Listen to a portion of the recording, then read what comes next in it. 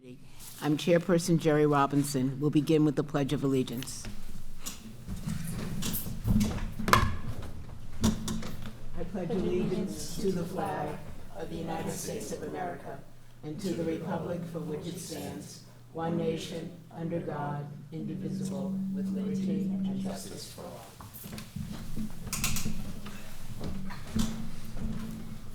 At this time, I would like to entertain a motion for the school committee to adjourn to executive session to discuss strategy with respect to collective bargaining related to the committee's contracts with the American Federation of State, County, and Municipal Employees, Council 93, lunchroom monitors, and Local 230, cafeteria workers, and the ongoing negotiations between TransDev and Teamster Local Union 25. The committee will return to public session. Is there a motion? So moved. Thank you. Is there a second? I guess we do. Ms. Parvex, will you please call the roll? Thank you. Dr. Alkins, Mr. Cadet Hernandez, Yes. Ms. Lima Barbosa, Ms. Polanco Garcia, Yes. Mr. Tran, Yes. Mr. O'Neill, Yes. Ms. Robinson. Yes. Adjourn. Thank you, Ms. Parvex. I'll now invite my fellow members, the superintendent, and staff to reconvene in room 212. See you there in a moment.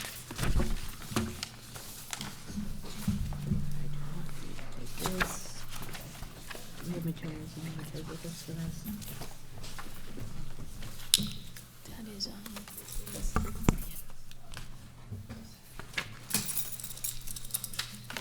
Do we have materials we need to take with us? Yeah. there's the contracts, but besides that, I mean, you're gonna have to walk through it. This is it. Okay, that's the packet we need. Yeah. Okay, there we go. I just wanted to see if I need.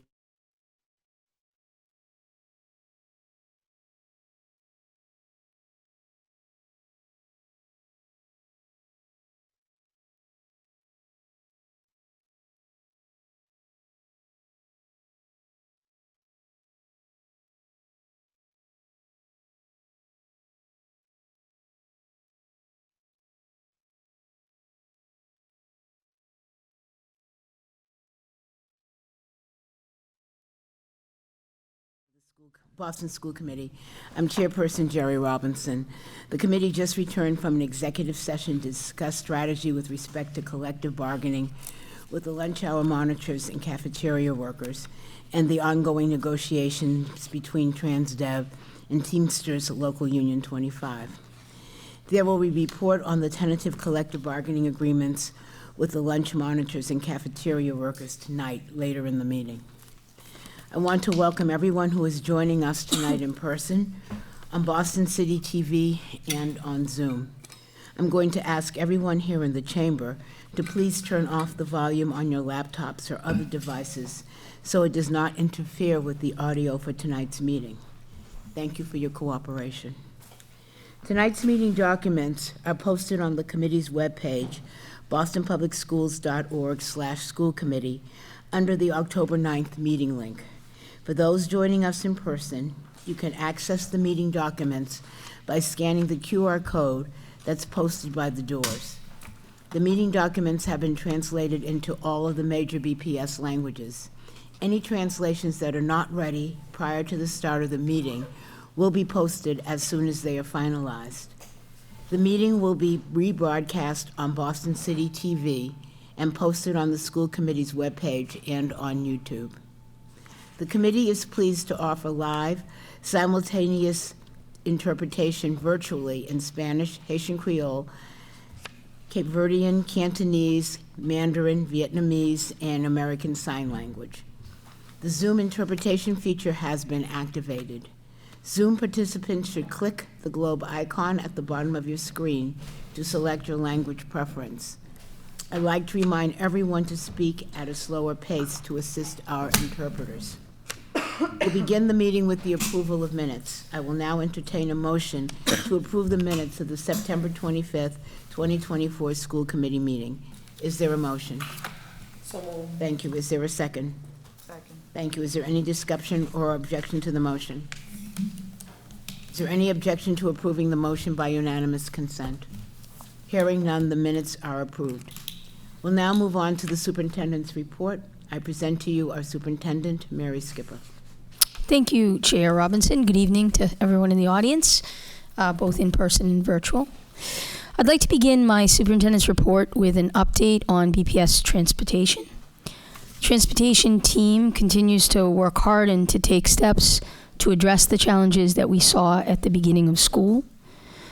We know we have more work ahead, but the team has made steady progress, and we continue to see consistent improvements in on-time performance each week. For the week of September 23rd, the AM or morning on-time performance, or OTP, averaged 85%. For the week of September 30th, morning bus OTP increased to 89%, which is the same as the comparable week during the 23-24 school year. Additionally, since September 17th, which was the 11th day of the school year, greater than 99% of the morning buses arrived within 30 minutes of on time on all days. The team is urgently working to improve afternoon on-time performance, where there's still more work to be done. For the week of September 30th, afternoon bus OTP averaged 78%, compared to 87% the comparable week last school year.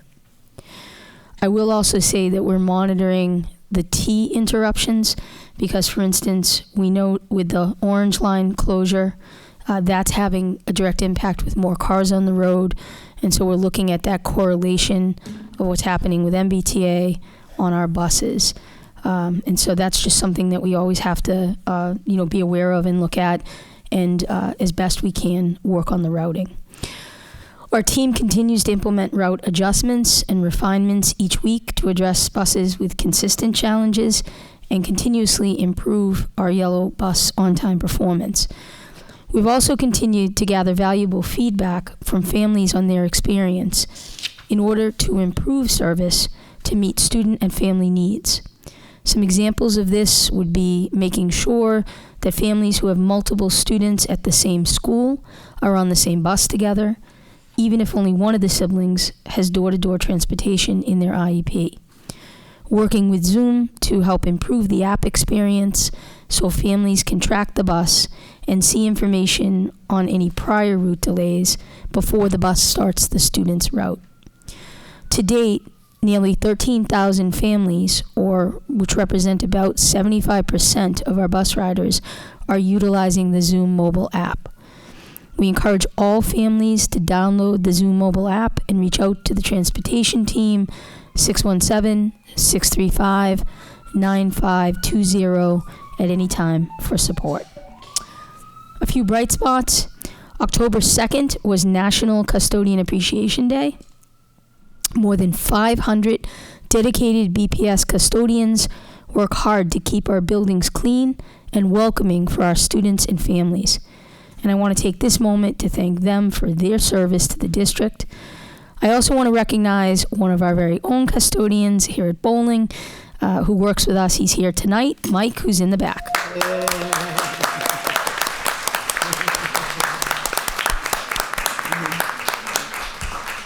He's also an incredible Celtics fan, so definitely love Mike. Great guy. On Thursday, October 3rd, we celebrated the Hispanic Latinx Heritage Month here at Bowling Building. This is celebrated nationally between September 15th and October 15th. We recognized our central office employees at what was really a fun, lively event. It featured guest speakers as well as Latinx food and music. We were joined by Chair Robinson as well as at-large City Councilor Julia Mejia. One of the event highlights was the reading by Josiana Colon, who was a 2022 graduate of New Mission High School and a former leader with BSAC, which is our Boston Student Advisory Council. She's now serving as an intern from Northeastern University in the Office of Opportunity Gaps. And she read and recited a very beautiful, passionate poem, I Am From. The Hernandez Dual Language School held its annual International Potluck and Games Day on Saturday and welcomed more than 300 members of the community for a day of fun, games, food, and food especially made from recipes from members of the community. Hernandez School partners came together to help organize various family activities. including lessons on how to make apple cider and an inflatable obstacle course. Mass General Brigham joined the community to provide all of the vaccinations to students and families. Special thanks to City Sprouts, Mass General Brigham, the Friends of the Hernandez, and the Hernandez School Family Council for making it a wonderful day. BPS recently cut the ribbon on the newly named Ruth Batson Academy, which was formerly known as the merged Boston Community Leadership Academy, or BCLA, and the McCormick Schools. As you know, the school's leadership team, alongside staff, students, and community stakeholders, embarked on a process to select a new name for the school. In April, this committee voted unanimously in favor of the name change, and so it was a wonderful celebration. Boston Public Schools' brand new Girls Flag Football League got off to a great start this past Sunday. Many parents and caregivers turned out to show their support for students, making it a truly special experience. I want to shout out the BPS Athletics Department for getting this program started. We cannot wait to see how the talented students continue to grow and shine and enjoy on and off the field and throughout the season. Earlier this week, I joined our longtime partner, Ed Vesters, for a reception honoring the 2024 School on the Move Prize finalists. It was great seeing some of the committee members at that event. Each fall, Ed Vesters hosts the prize to spotlight school improvement in the district. The prize comes with a $100,000 award, public recognition, and the opportunity for the winning school to document and share its best practice and strategies. Pictured here, you'll see school leaders Ben Helfet from the Bader or Boston Adult Technical Academy, Walter Henderson from the Mattahunt Elementary School, and Cynthia Soho from the Josiah Quincy Elementary School. The winning school will be announced on Tuesday, October 22nd. We're very proud of the nominees for all of their work. In fact, I said last night at the event that this is one that I am very happy I don't have to judge, because truly all of the schools are winners that make it into that final nomination. And so really look forward to seeing who takes home the big prize. BPS College and Career Month officially began on Tuesday, October 1st. I'd like to remind everyone about the annual citywide College, Career, and STEM Fair, which is Saturday, October 19th from 10 to 1:30 at the Reggie Lewis Center here in Roxbury. Students and families are invited to connect with more than 170 exhibitors and college reps, learn about career pathways and job training programs, and experience all of the STEM exhibits. It's very hands-on. They're also invited to engage in hands-on learning, attend workshops on topics such as career and academic planning, learn about tuition-free community college, and begin completing a free application for the Federal Student Aid, or what we call FAFSA. The Mattahunt Elementary School in Mattapan and the Curley K-8 School in Jamaica Plain recently received national banner recognition from the Special Olympics North America for meeting national standards of excellence in the areas of inclusion, advocacy, and respect during the school year 23-24. Both school communities were honored for creating a school climate where everyone feels included and respected. They represented 2 of 19 schools named in Massachusetts and are among 202, which are recognized nationwide for this status. So once again, congratulations to Mattahunt and to the Curley for all their efforts and for receiving this distinguished award. Given the lengthy presentation, we have a head chair for MCAS. That is the conclusion of my report. Thank you, Superintendent. I'll now open it up to questions and discussion from the committee. I'd like to remind my colleagues about our agreed-upon norm that we each have 5 minutes, 1 to 2 questions. Please make sure your questions are on topics related to the items in the superintendent's report, and I'd also like to remind BPS staff to be brief in your responses. Anyone? Any question? Yes, I do. We haven't talked about it here, and we'll have the MCAS presentation tonight, but there's also a lot of noise across the state around the future of MCAS. Other school committees have come out with their opinions around Prop 2. I guess I am just curious, like, where we stand as a system, but also like what's our point of view? What are we encouraging families to do? And then also where we are as a school board.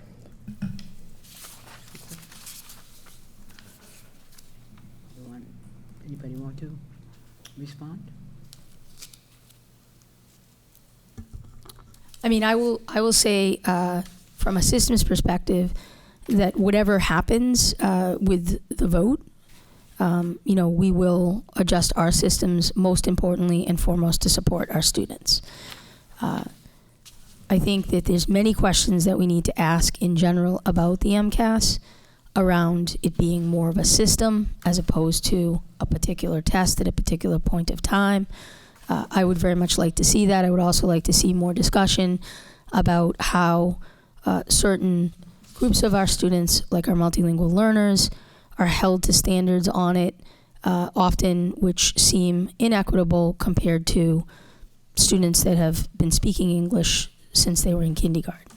So I would rather see us have a much broader discussion about the role of standardized tests, how we can actually, as we're doing in our regional networks and in our classrooms, use organic assessment in a way to give us that immediate feedback on students every day, as opposed to particular moments of time.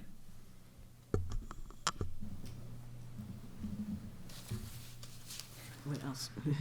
I don't know. I mean, you're watching the conversations in Worcester and other places. School boards having like really thoughtful conversations about this over the last month, and we just, maybe for political reasons, haven't touched it. But the question that people are being asked, which I think is a scary one, is do we keep MCAS for graduation requirement or get rid of it?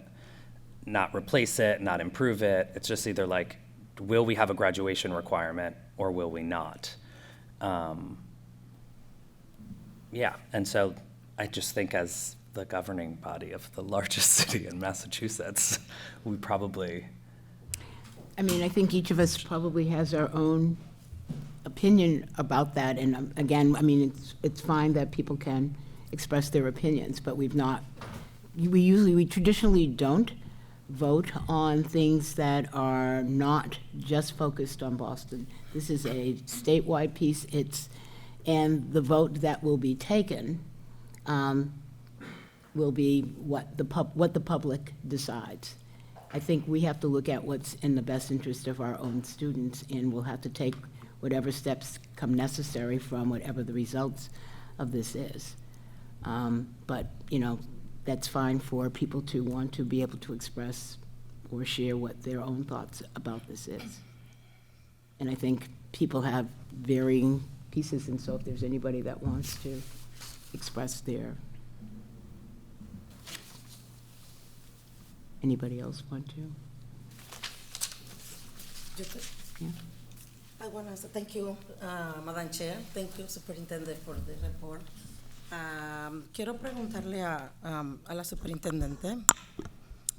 Hemos escuchado que padres y maestros han estado muy preocupados por el tema de la inclusión, el modelo de inclusión que el distrito ha propuesto, ¿verdad?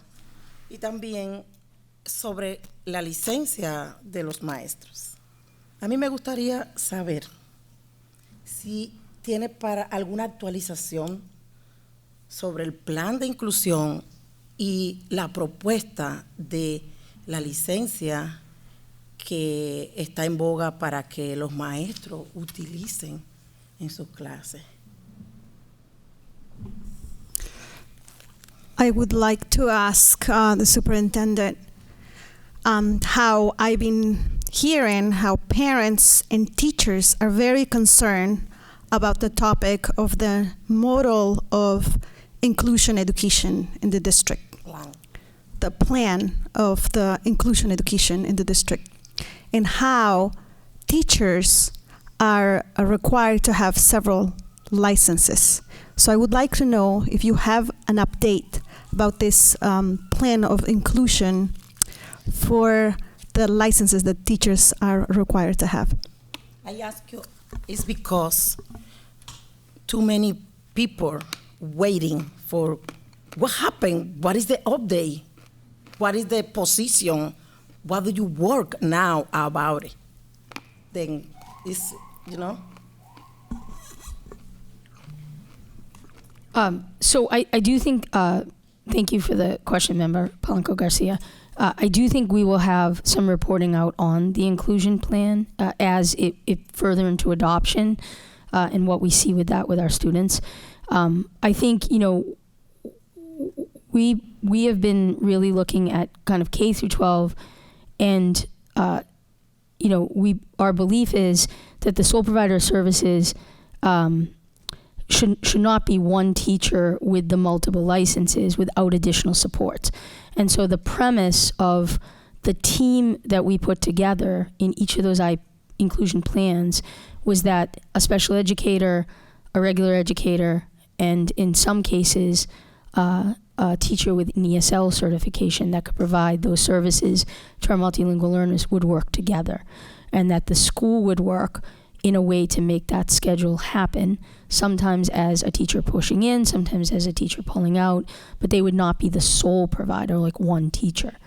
I think this is something we're working through right now, we're having conversations about, and so I'm happy when we do the inclusion presentation to share with you additional feedback that we have on that as we look across the system at how our classrooms are doing, our students are doing, and checking in with our IPT teams. But really the team approach that we put forward in the inclusion plan was never for one person to do everything, but rather a team to work together. Muchas gracias. Yo pienso que es importante porque todo lo que genera inquietud, nosotros somos un distrito que necesitamos más maestros, ¿verdad? Necesitamos, entonces, si yo como maestro siento que voy a estar más forzada en un salón de clase, me trae inquietud. Y entonces nosotros queremos rescatar más maestros, no ponerle presión a los maestros. Yes, it's very important because of the concern that we have in the district that we want to have more teachers.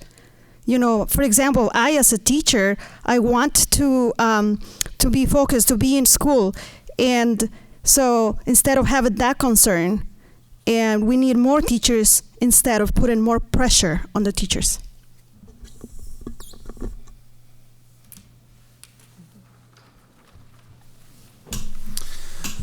Thank you, Madam Chair. So, Superintendent, I do have a question about your report, particularly where you talked about transportation, and you mentioned the Orange Line shutdown that's going on now that I found out, and I ride the Orange Line almost every day, but I found out about it in the paper about a day before. Do we know, and then for most of September, there was a good-sized shutdown on the Red Line as well. Do we know the impact for our high school students who are taking the Red Line, the Orange Line, how that has impacted their attendance as an example? And we have a great student rep now, so maybe we could hear from him as well about how the shutdowns have affected transportation for our high school students and their ability. And do you think that has had an impact on the yellow bus transportation? Because, all along the Orange Line now traffic has gotten a lot worse with the buses and the special lanes and everything. So I'm wondering your thoughts, both for our high school students and the impact on our yellow bus. Great. So through you, Chair. So I absolutely think that what happens with the MBTA is directly correlated to our yellow buses because it determines how many cars are on the road. Yeah. I know the morning of the Orange Line, it was double commute for me, and I only literally live 12 minutes away, but it literally took me almost half an hour. And when I talked to other people, it was the same experience. So certainly it has to bear when more people drive into the city as opposed to public transportation. I also think for our high school students, and we see this in the chronic absenteeism, that when it's going to take, it already, we know the average commute is over an hour for our high school students to their high schools. That's a long commute on public transportation. So then when you add shuttles or you add any other kind of barrier or rerouting, that's a disincentive for students to continue that journey.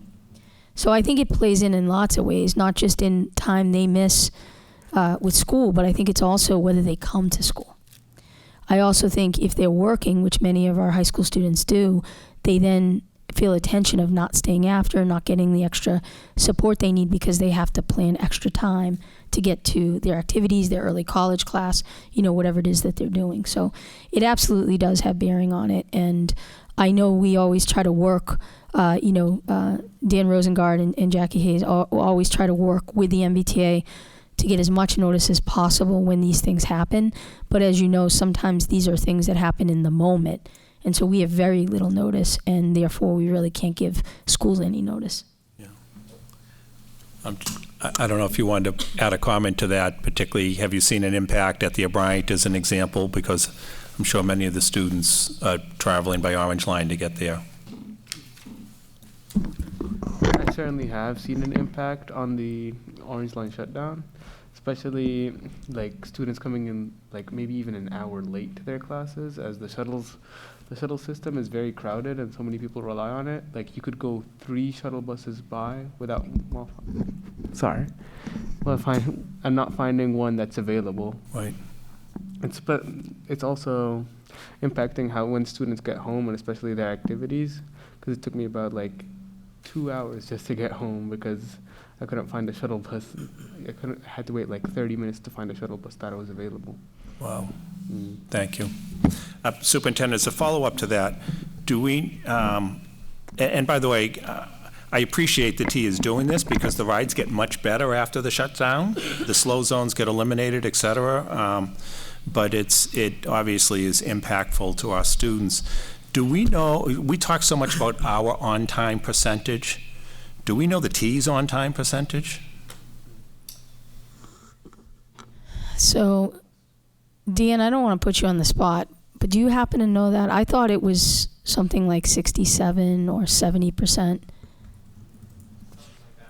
Yeah, I don't have an exact number, so I'd be hesitant.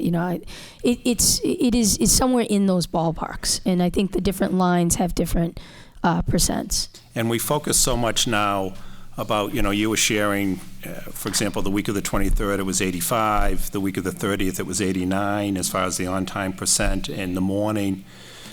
Has DESE shared with us, is there a statewide average of how districts do in on-time percentage? Do we know what best practices are that we're, other than, we all have in our head that 95% figure? Yeah. No, so this is a good question. To our knowledge, no. I don't think this is something that's reported out within the state by systems. I know that at the time when we were trying to formulate the MOU, there was an attempt to get information from the large school districts. But what we discovered is large school districts call OTP something different in each of them. Sometimes it is literally when the bus shows up to the front of the school. Other times it's within a grace period of whatever's established for class time start. And some, it's actually within 30 minutes. So there does not seem to be a national standard to this. But we're continuing to try to get that information and look, mostly because we want to make sure that we're bettering our practice as much as possible. And I think, we probably are a great example of transparency of data because, we publish almost every single day this information, right? In a positive way to show we're about the continuous improvement. I think Dan and his team really focus on that 30 minutes because we want to make sure that's very, very, very small and that it's not impacting the same kids. So that's one that Dan and his team have jumped on to drive down, and it's been at the 99 percentile. Even within the 15 minutes, we really try. I mean, we ended the year last year, I believe, at like a 96 average there. It might have been 97, but that's another one that we use as a thermometer to make sure that 15 minutes doesn't mean the student's late for a first period. It just means that the bus is late for their arrival time. But that's one we try to get to as much as possible. So our OTP is literally when that bus pulls in and hits their GPS marker, which is truly OTP. So you mentioned you try to get national information. Does DESE or any of the districts and other districts in Massachusetts, particularly the larger cities, that also have big yellow bus, do we have peers that we can find out how we're doing versus peers? I believe we do not, but Dan, do we?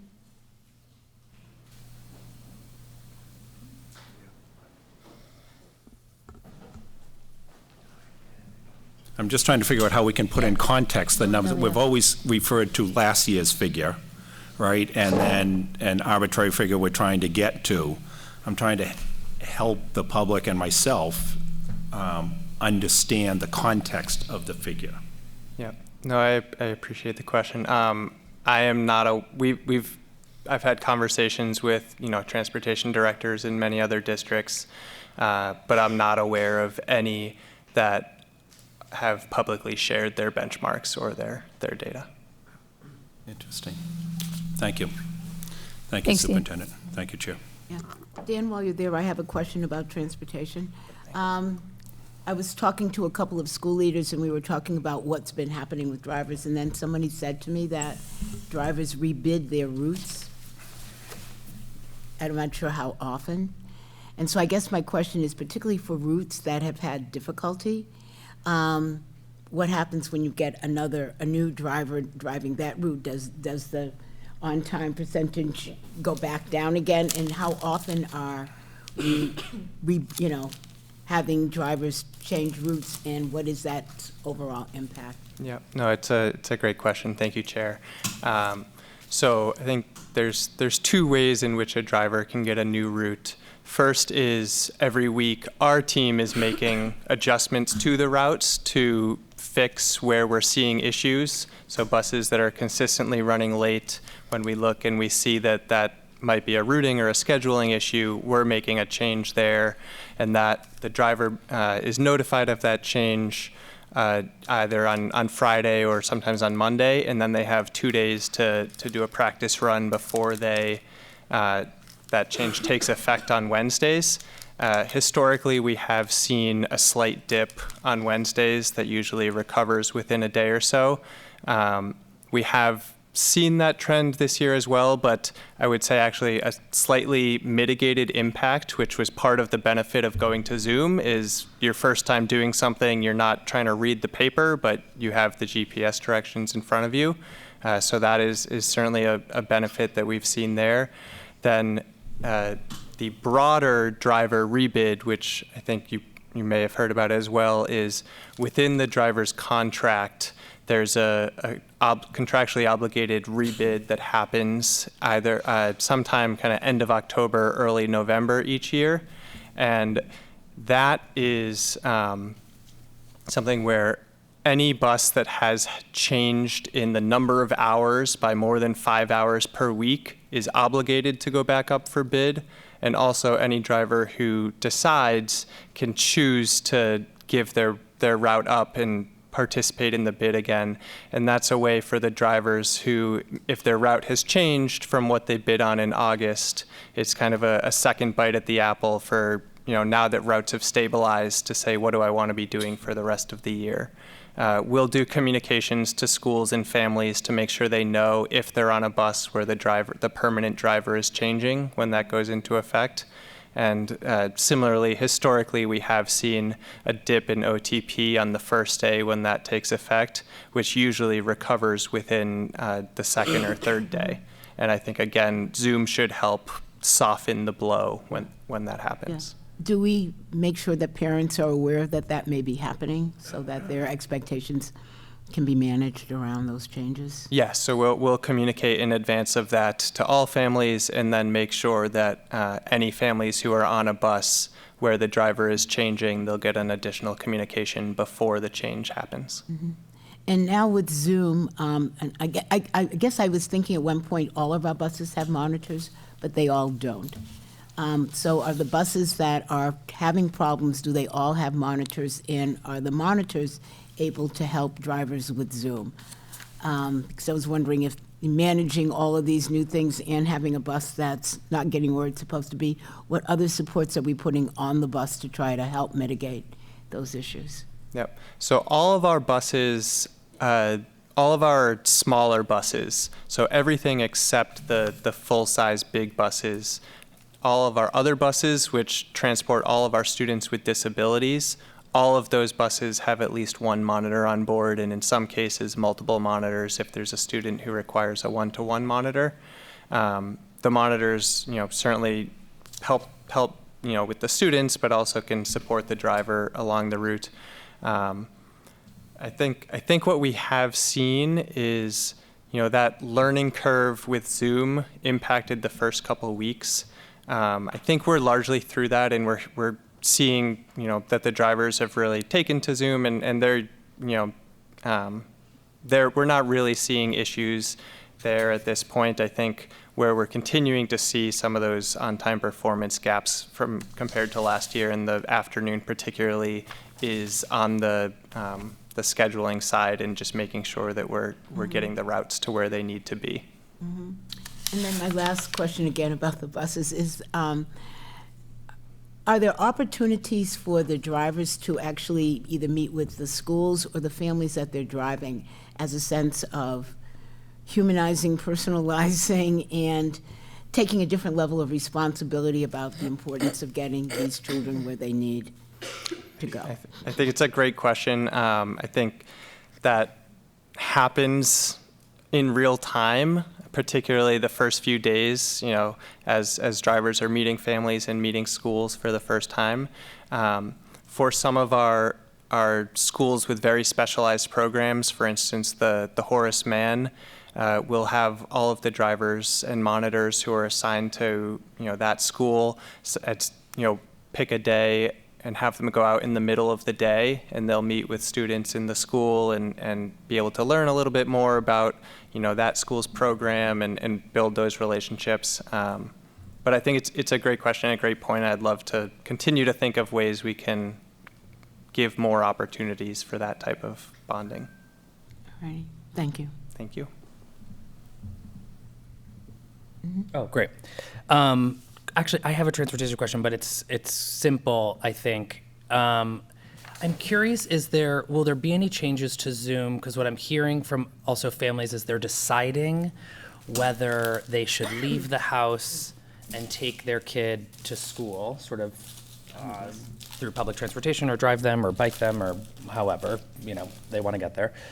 But they can't access the information about the bus until they say their kid is going to be on it.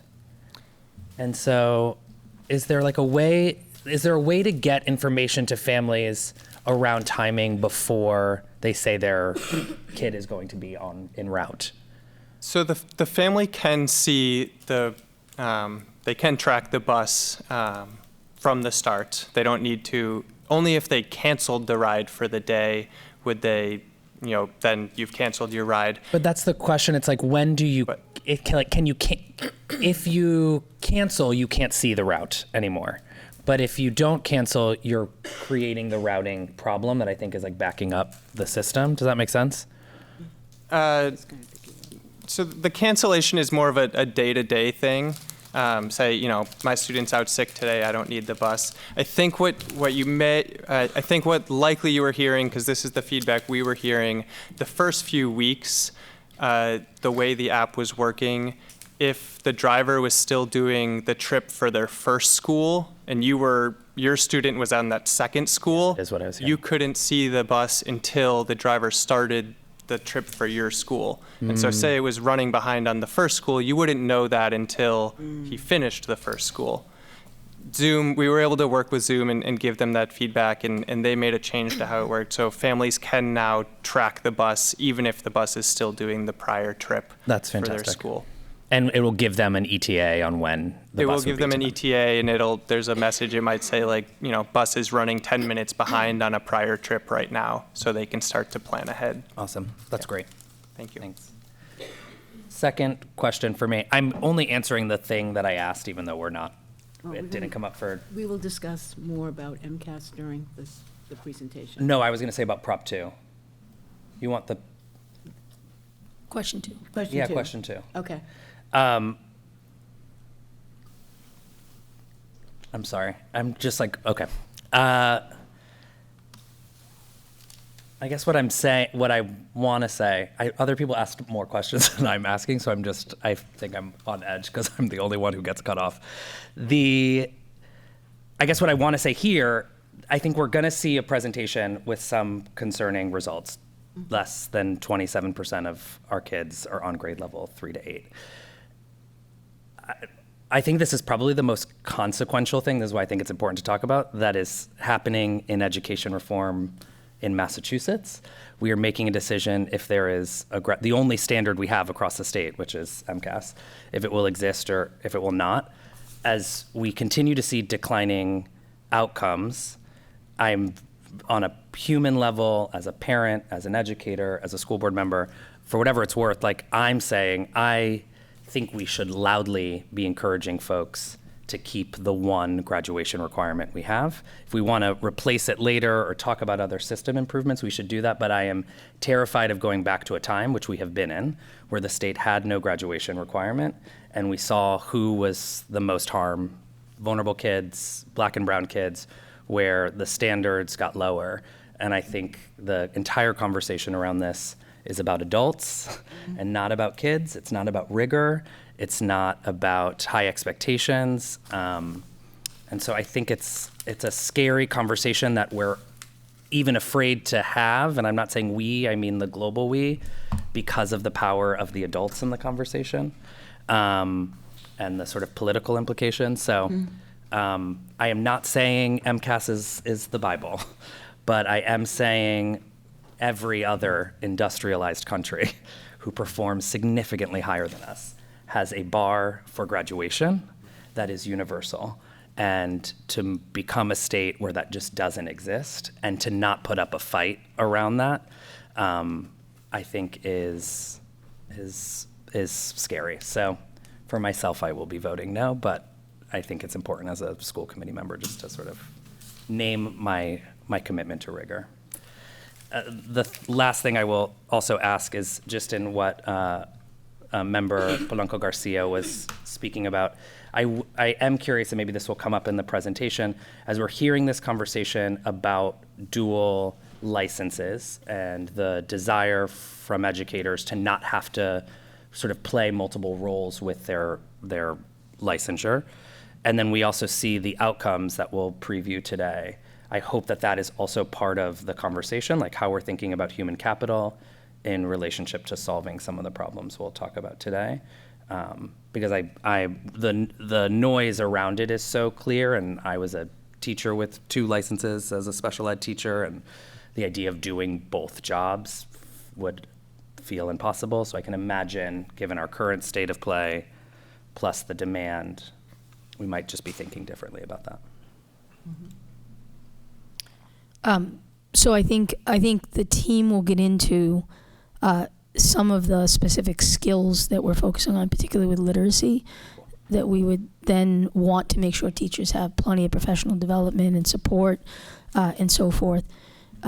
Again, I think when it comes to specialized instruction of delivering IEP service, the goal of the IPTs and the plans were to make sure that students and what they were requiring was getting addressed by the constellation of adults that would be delivering those services.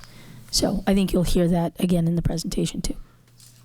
Are there any other questions? Thank you all. I'll now entertain a motion to receive the superintendent's report.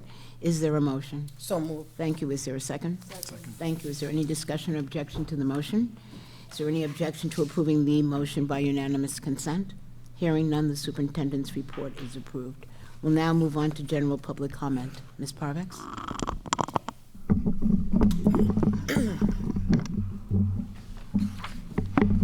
Thank you, Chair. The public comment period is an opportunity for parents, caregivers, students, and other concerned parties to make brief presentations to the school committee on pertinent school issues.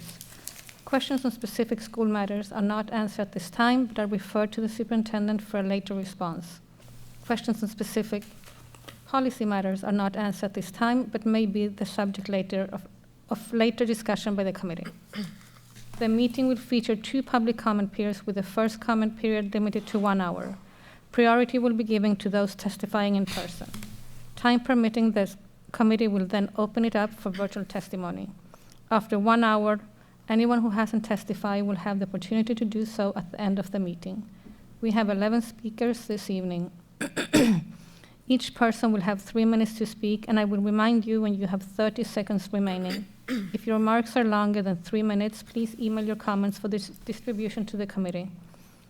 The time that an interpreter uses for English interpretation will not be deducted from a speaker's allotted time. Speakers may not reassign their time to others.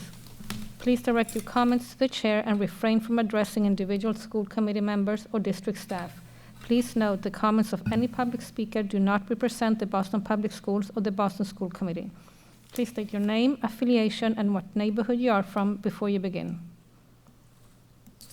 So we'll start with the in-person speakers, Stephanie Aguayo, Deidre Manning, and John Mudd.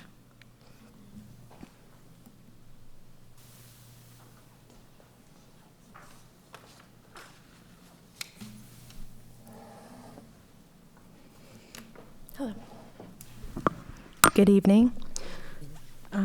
Good evening, Superintendent Skipper and BPS School Committee members. My name is Stephanie Aguayo. I am a resident of Rosendale. I am speaking today on behalf of Sociedad Latina, an out-of-school time youth development organization in Roxbury, where I manage our arts and culture and civic engagement programs for BPS high school students. Additionally, in previous roles, I worked directly with BPS students to advocate for issues which affect them and their communities.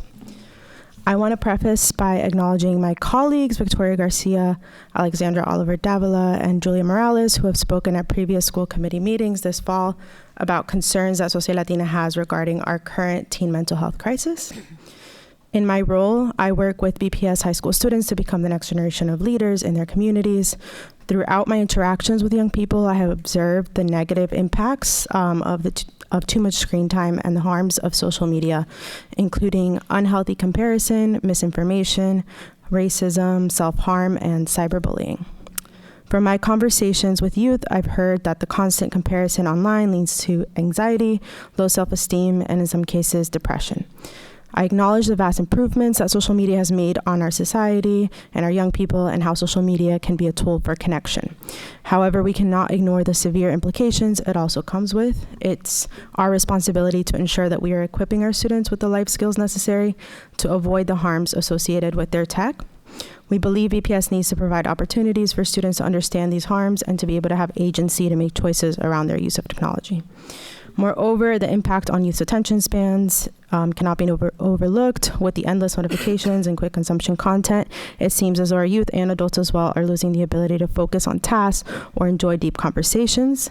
This constant distraction affects our students' academic performances and their ability to engage meaningfully with the world around them. I have heard from our students how their technology also affects their quality of sleep. Our students are not able to put their phones down at night, which also contributes to poor academic performance in school, not to mention all the other health issues which may arise when sleep is disturbed at a developmental age. Lastly, this lack of sleep also contributes to our students' chronic absenteeism that we're still seeing across the district. At Sociedad Latina, we have begun a no cell phone policy and seen firsthand the results of improved student engagement 30 seconds. and relationship building that this policy has instilled in our programs. We urge BPS to make sure that you're upholding your own cell phone policy with fidelity across the district. I've heard from our students that cell phone policy implementation varies widely at different high schools that they attend. At the very minimum, we need to ensure all of our schools are upholding these policies and the standard. Additionally, we need to be in conversation with our BPS youth and families about their experience with this policy. Sociedad Latina is requesting that BPS creates a committee that includes students, parents, guardians, and external organizations that work with youth to advise on this policy. Thank you. Next speaker is Deidre Manning.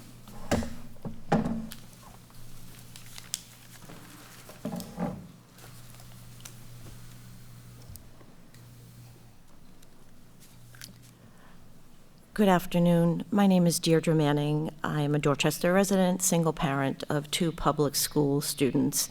I'd like to refer the school committee members and the public to the recordings on September 11th at the 1 hour and 51 minute mark and on September 25th at the 1 hour and 15 minute mark so that you can hear more about what I'm speaking about this evening. I would like to let school committee members know that I think the situation now is getting very urgent. You are now starting another cycle of admissions. Next Wednesday is the first parent Zoom, and on the Zoom last year, parents were informed that tiers would be made known in the late fall. They were not released until January 7th.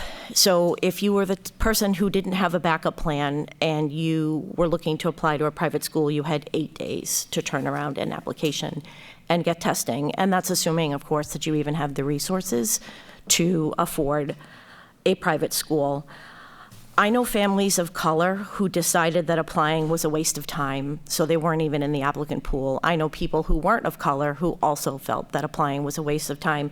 So if you're looking at another reason why numbers are down for exam school applications, I would tell you that that is definitely a reason. BPS students get to take MAP testing 3 times a year. That is not an equitable situation. And then even worse, on one single day, non-BPS students will have to take both sections back-to-back in a strange location with an unfamiliar test administrator and without their peers. It's extremely stressful situation and testing conditions for those students. I can't even call it a process. This is just such a situation that is so incredibly stressful for families. April 10th at 4:30 p.m. is when people were told whether they had a seat or not. On March 26th, they tell you what your GPA is. Everything is just so far down the line, it's impossible for people to plan.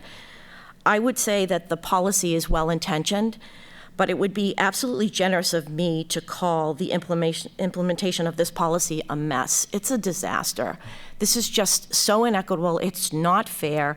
And I just imagine that there are going to be parents going in next Wednesday, October 16th, 30 seconds. listening to this process and determining, getting information that doesn't even actually state, what's going to happen. A simple motion, here's a draft right here.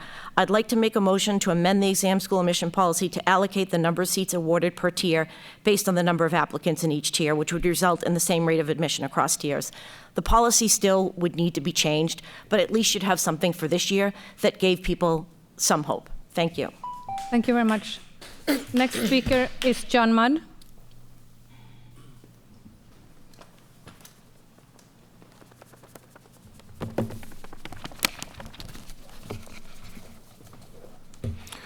Good evening. My name is John Mudd. I'm a resident of Cambridge and a longtime education advocate in Boston. In my analysis of the MCAS results, I look for 3 things. First, what's happening to the achievement gap? The size of the achievement gaps in English language arts increased from the gaps in 2021 to the gaps in 2024 for all subgroups, Blacks, Latinos, English learners, students with disabilities, for grades 3 to 8 and grade 10.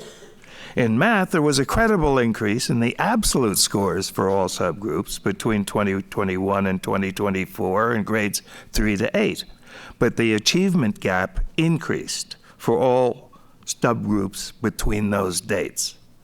The level of the scores and the magnitude of the gaps are not trivial. For example, less than 20%, or 1/5 of Blacks and Latinos in grades 3 to 8 met expectations in English language arts in 2024. And the gaps compared to whites were more than 40 percentage points. Overall, BPS is still failing to improve equity for the students in the system. Secondly, on equitable literacy.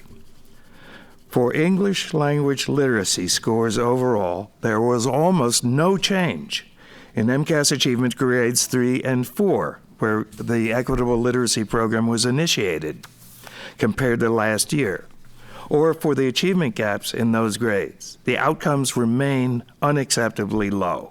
Passing rates of 4% for English learners, 15% for Blacks in grade 4, and for 2024, for example. There is no equity in equitable literacy, according to MCAS 2024 results. This suggests another question. Are there any differences among schools or regions that could identify bright spots with lessons for district-wide reform? Thirdly, a number of members asked to see the outcomes for multilingual learners at low English language development levels in Gen Ed with the SL support. This is the model for multilingual learners in the inclusion plan. There is no report in this. I would hope that if the data is not available now, it will be in time for the October 28th retreat, where I would hope that people could have some significant discussion of this inclusion proposal. Finally, just briefly, those English learners that exit the programs and become former English learners score better than regular students in this system. Thank you, Mr. Mudd. Your time is There are implications, and we will pursue this further. Thank you. Speakers are Jonathan Rodriguez and Naomi Dreyer. Jonathan Rodriguez.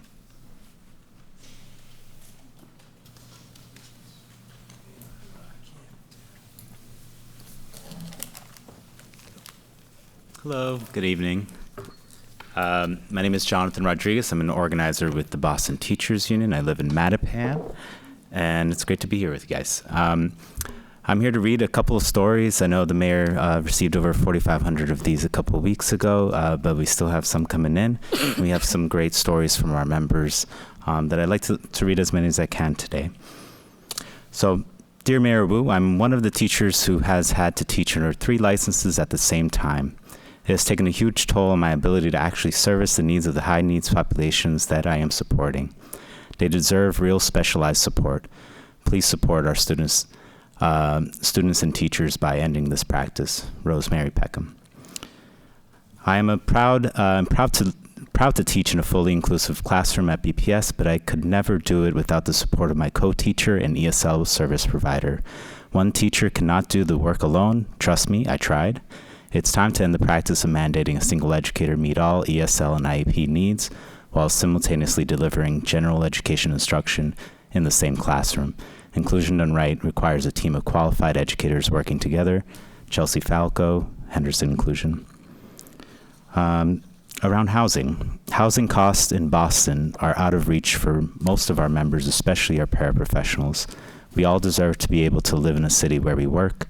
Genesis Lassen, former BPS student who once lived in the South End community and no longer can afford to live in the city I grew up in.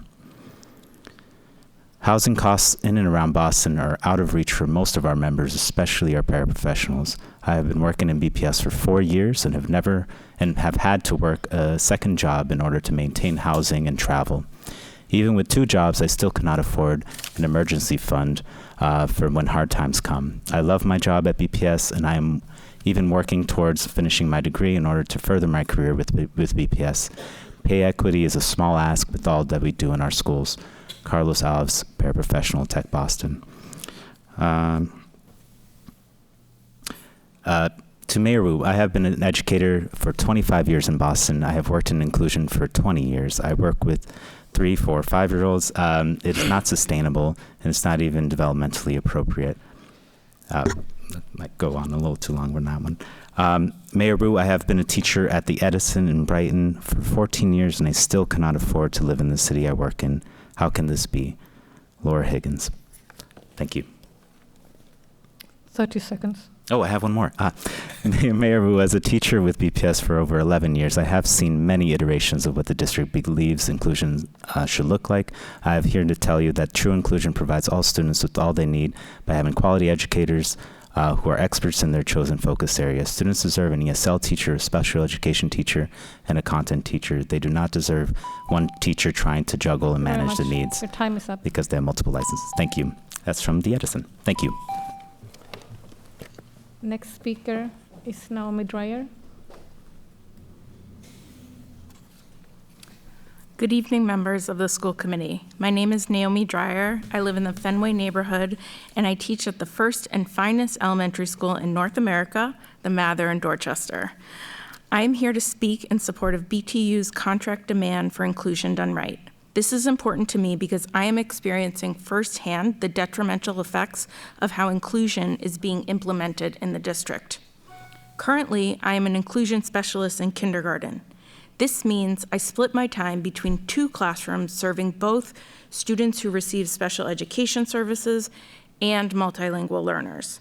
Right now, 1 classroom has 3 students who receive special education services for between 90 and 120 minutes daily, and 9 students who are due at least 90 minutes of ESL services outside the classroom.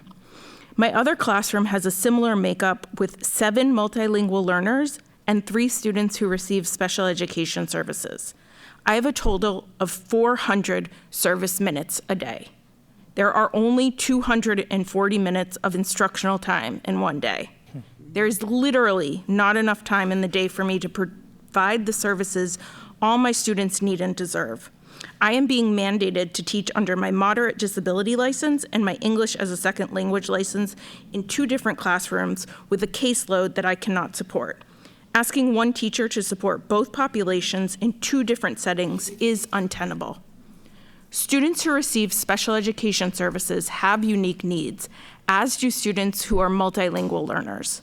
The lack of staff is making learning harder on the populations that need the most support. Boston School Committee, I urge you to meet the BTU's demand for BTU's contract for inclusion done right. Our students deserve an inclusion model where there are at least 2 teachers in every classroom all day, every day. This model ensures that caseloads are manageable for teachers and, more importantly, ensures students get the services they are due and deserve. Thank you. We will now transition to public comment on Zoom. Please make sure you're signed into Zoom with the same name you used to sign up for public comment, and be prepared to unmute yourself and turn on your camera when it's your turn to testify. Please raise your virtual hand when I call your name. Our next speakers, there will be Mike Heischman, Abigail Corner, Lee Nave, and Moira Collins. Mike Heischman.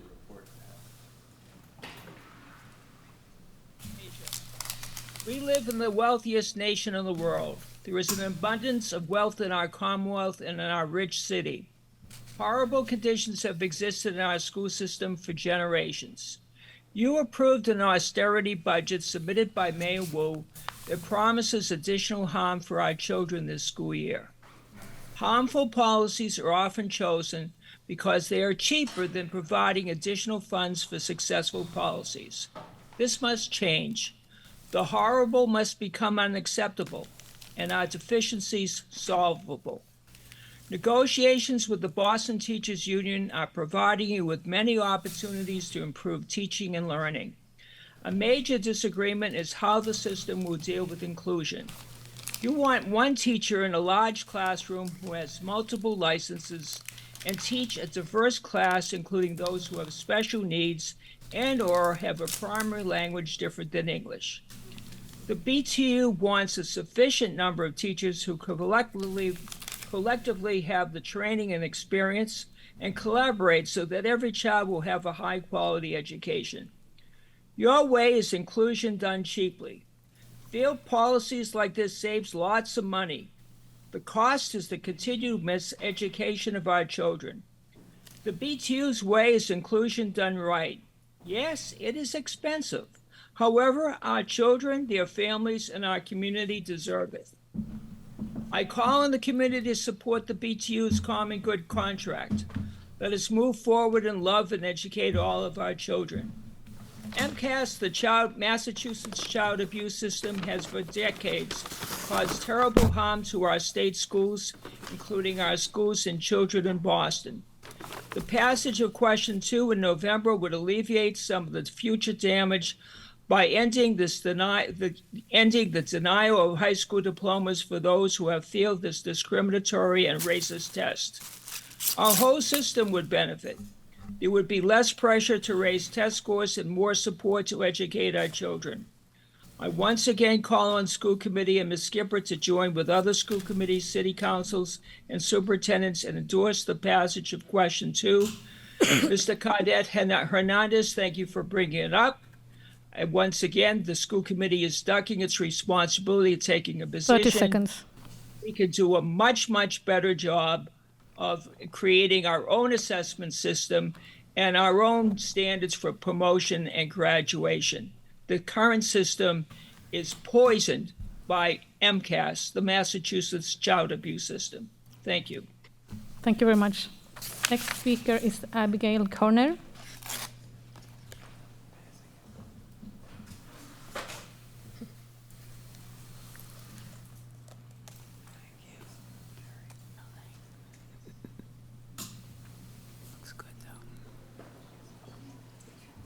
Hello, my name is Abigail Kerner.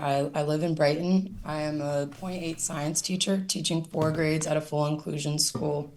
I do not have a physical classroom and frequently teach without additional support. This year, my role could not be funded to be full-time, nor could science-specific coaching across the district or paraprofessional support for specialist teachers at my school. This year at the Bates, we specialist teachers work alone during most classes.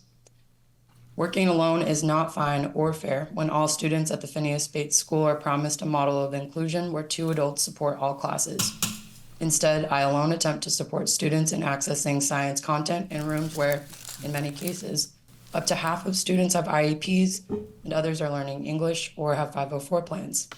Without question, this is not in keeping with our school's inclusion model.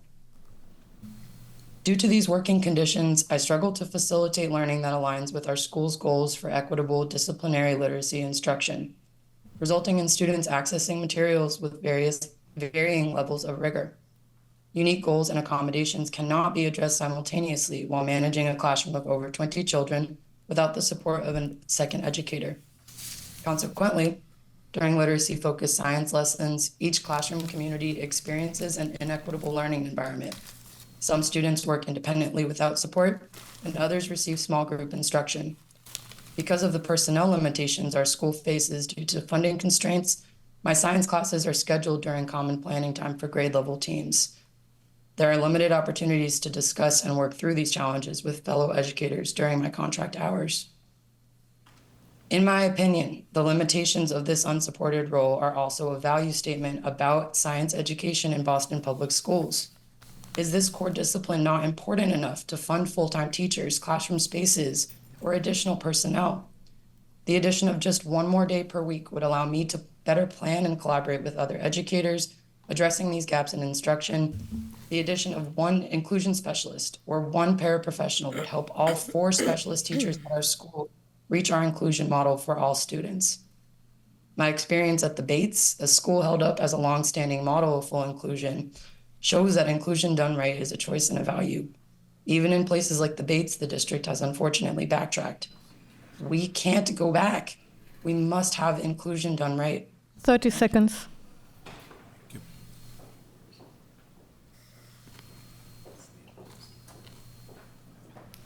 Next speaker is Lee Naib, followed by Moira Collins.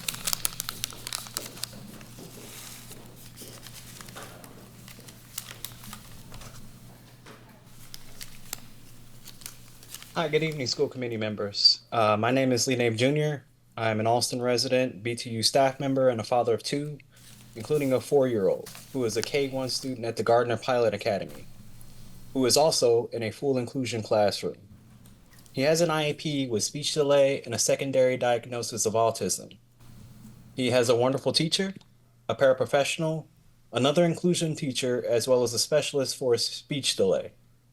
When he first attended the Gardner, he had a vocabulary so small, he rarely made more than 3-word sentences.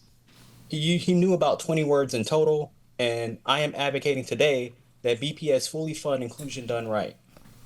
As a parent, my top priority is my children's welfare. My wife and I worked with BPS in early child development in ensuring he had full placement somewhere that could fully assist all his needs. We advocated not only for our child to receive services, but a placement that allows our child to be fully engaged in a school-based environment. At first, BPS suggested he merely come twice a week during the day for 2 different 30-minute sessions at the Blackstone for speech therapy. This, for several reasons, was not tangible. We advocated and met again with the IEP team, and were able to determine he needed a placement in a full-time school environment, a full inclusion environment. A year later, we've seen amazing results because of this. Now he's seen major changes in his development. He can tell you an entire book from front to back. He's active in every discussion. He, according to his teachers, is explaining to all the kids in his class how things are run. He's a leader. And he gained these skills, his voice, from a full inclusion classroom with teachers and educators and specialists who helped in various ways. They all report in different aspects of how they assist him. I can honestly say my son is an example of how powerful inclusion done right can be. And every child with an IEP, in particular, would needs these specialized services to fully thrive. Therefore, I urge this committee and the WU administration to fully invest in inclusion for all, where every child, every kid like mine can have their formative early years get the services that they need. Thank you. Thank you very much. The next speaker, Moira Collins, is not in the meeting. Chair, that concludes public comments. That's it? Okay, sorry. Thank you. Thank you, Ms. Parvex, and thank you to those of you who spoke this evening and shared your perspective. Your testimony is very important to us. Our only action item this evening is the grants for approval totaling $700,000. Now I'd like to turn it over to the superintendent for any final comments. Wonderful. Thank you, Chair. So you have two grants before you tonight, both equally exciting. One is for Special Olympics. This is a continued grant year 3 within our athletics department, and this is to support our Special Olympic efforts in the schools at which that will happen are listed. The second is Hub Schools. This is a grant from the Lubin Foundation, which has been extremely supportive to us in both establishing and expanding our Hubs model. So I would just ask the committee for their approval on these grants to be able to continue a lot of the exciting work that we've begun. Thank you. I'll now open it up to questions and comments from the committee.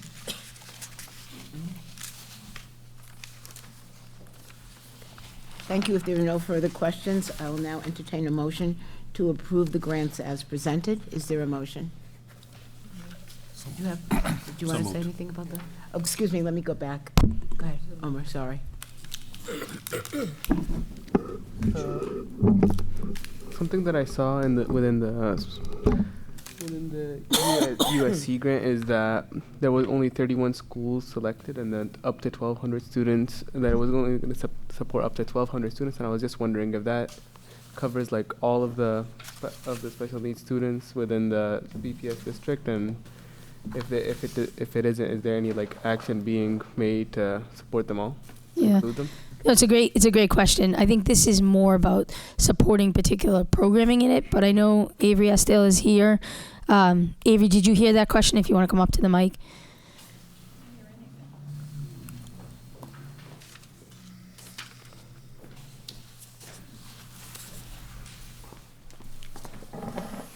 Good evening. I think I heard some of it, just in terms of the schools and the number of students that we're supporting. So the grant is around, if we achieve it, we would have all our schools become unified champion schools.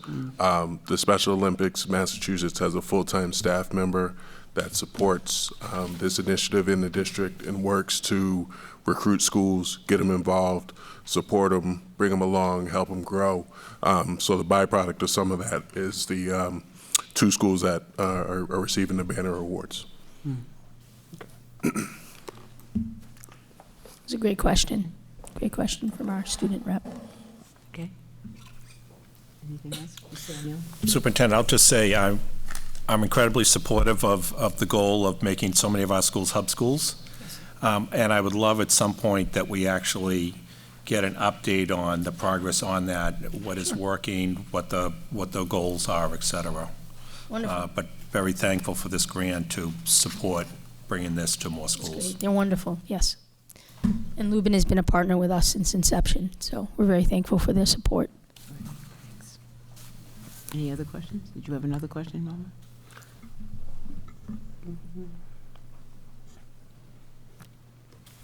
I also noticed another thing within the document is that the Hub Schools grant is gonna go to ensuring that the Hub Schools priorities align with the BPS district priorities. I was just like wondering if students have had an input within like what those BPS priorities are, and if they are like within the priorities of what the students want. Sure. So that's a great question. Actually, that will be wonderful because it foreshadows when we actually get together for our retreat for school committee, for which you'll participate, and we set goals. What we do is, as a district, we look at the school committee's goals, and then we help to set priorities to support those goals and others. In the case of the hub schools, we actually follow a model that was established out of New York of community schools. And so we started with 6, and then we've built to where at the end of this year there'll be up to 20 hub schools. And those hub schools very much are about individual schools where students, parents, stakeholders all have a role in helping to determine for that school what the hub will look like, what it will focus on, what kinds of partnerships they want to bring in. So absolutely students will be involved in the voice of setting that for each of the schools that becomes a hub.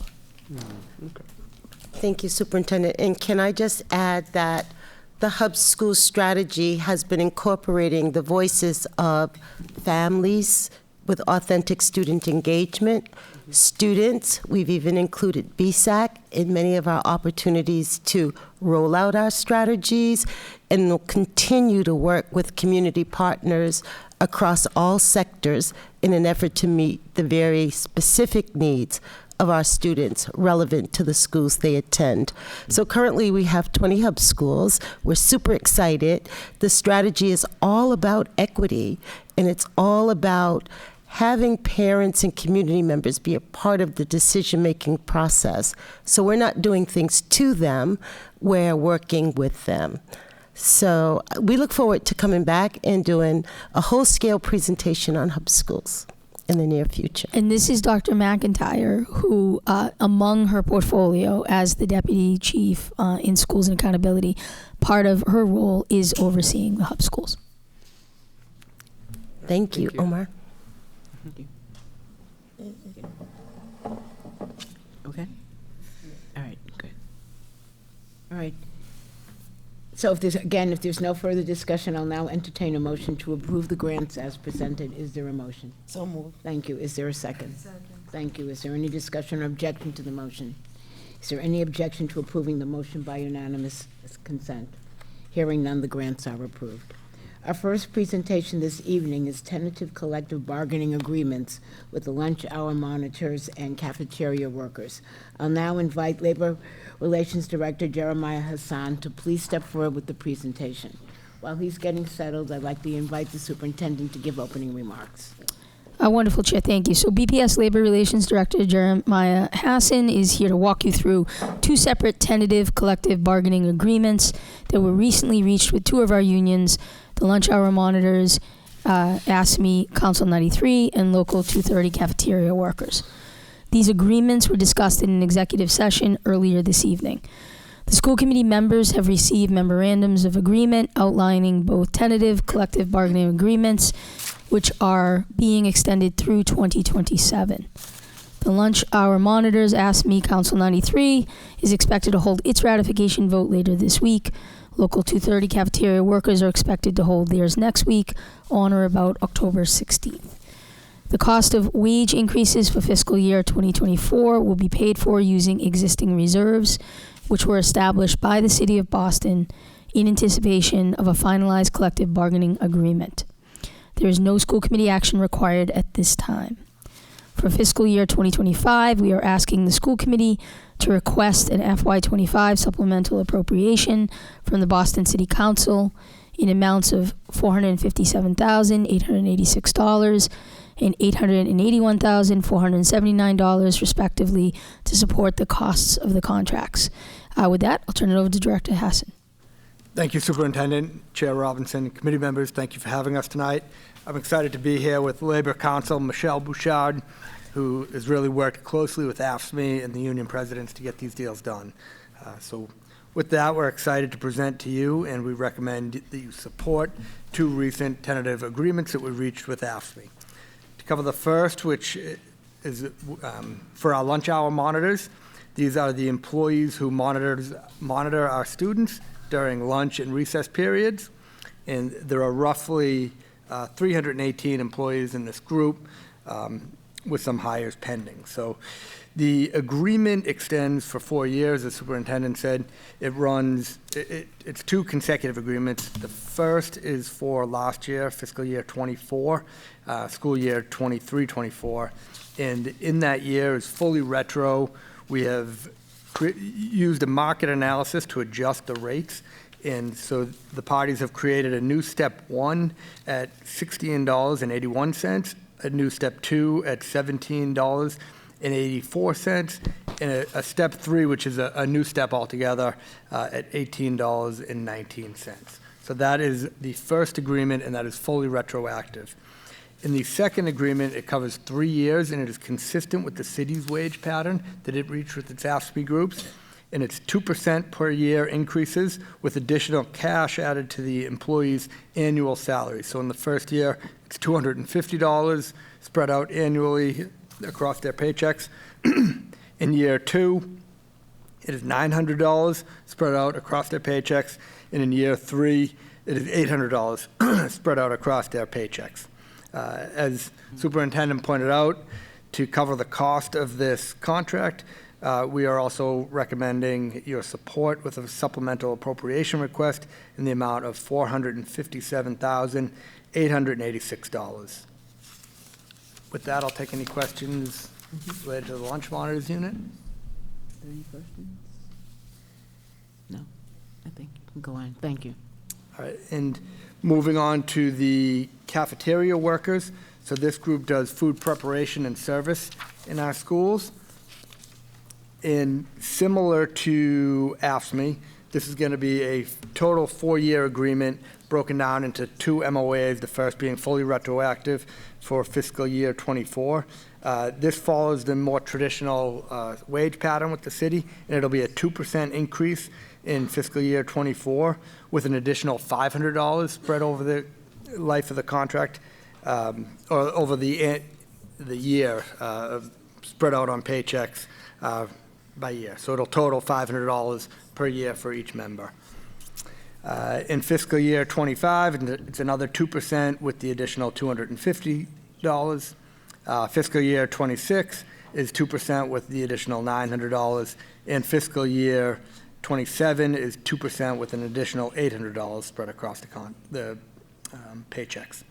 As Superintendent mentioned, to support the cost of this contract in the current year, fiscal year '25, we are requesting your support with a supplemental appropriation request to City Council in the amount of $881,479. And I open it up to questions regarding the cafeteria workers. No. And we're if okay. there are no questions, I just want to thank the AFSCME bargaining team, Presidents Bonnie McMaster and Heidi Rivera for working with us at the table. As one thing I mentioned in executive session, we have a really strong partnership with this group at the moment, and so we've been able, with both groups, so we were able to work through these contracts in a professional and efficient manner, and I thank them for the support. And I want to thank Michelle for all her work to get these across the finish line. Yeah. Thank you both, and the committee looks forward to taking action on these items at our next meeting. Thank you. Thank you. Our next report is the 2024 State Assessment and Accountability Results. I'll now invite Dr. Linda Chen, Senior Deputy Superintendent of Academics, and April Clarkson, Senior Executive Director of Data and Accountability, to please step forward with the presentation. While they are getting settled, I'd like to invite the superintendent to give opening remarks. Thank you, Chair. So on September 24th, DESE released the 2024 accountability results for schools and districts across the state and the SY 23-24 MCAS results. As a reminder, students in grades 3 through 8 and grade 10 took the MCAS in the spring of 2024 in math, ELA, and science. At the last school committee meeting, I shared some high-level takeaways from the results, and tonight we'll take a much deeper dive into that data. Tonight we're joined by a whole team in academics, but specifically Dr. Linda Chen, who's our Senior Deputy Superintendent of Academics, and Senior Executive Director of the Office of Data and Accountability, April Clarkson, and they will share and provide a much more detailed analysis of the results. Chief of Teaching and Learning, Leslie Miller, Chief of the Office of Multicultural and Multilingual Education, Joel Gamir, Kay Seal, Chief of Office of Specialized Services. Wow, everyone is back there, but they will introduce as they come up. But we also have School Soups, Dr. McIntyre, who is here, and I know that Chief McCarthy from Student Support will also be speaking.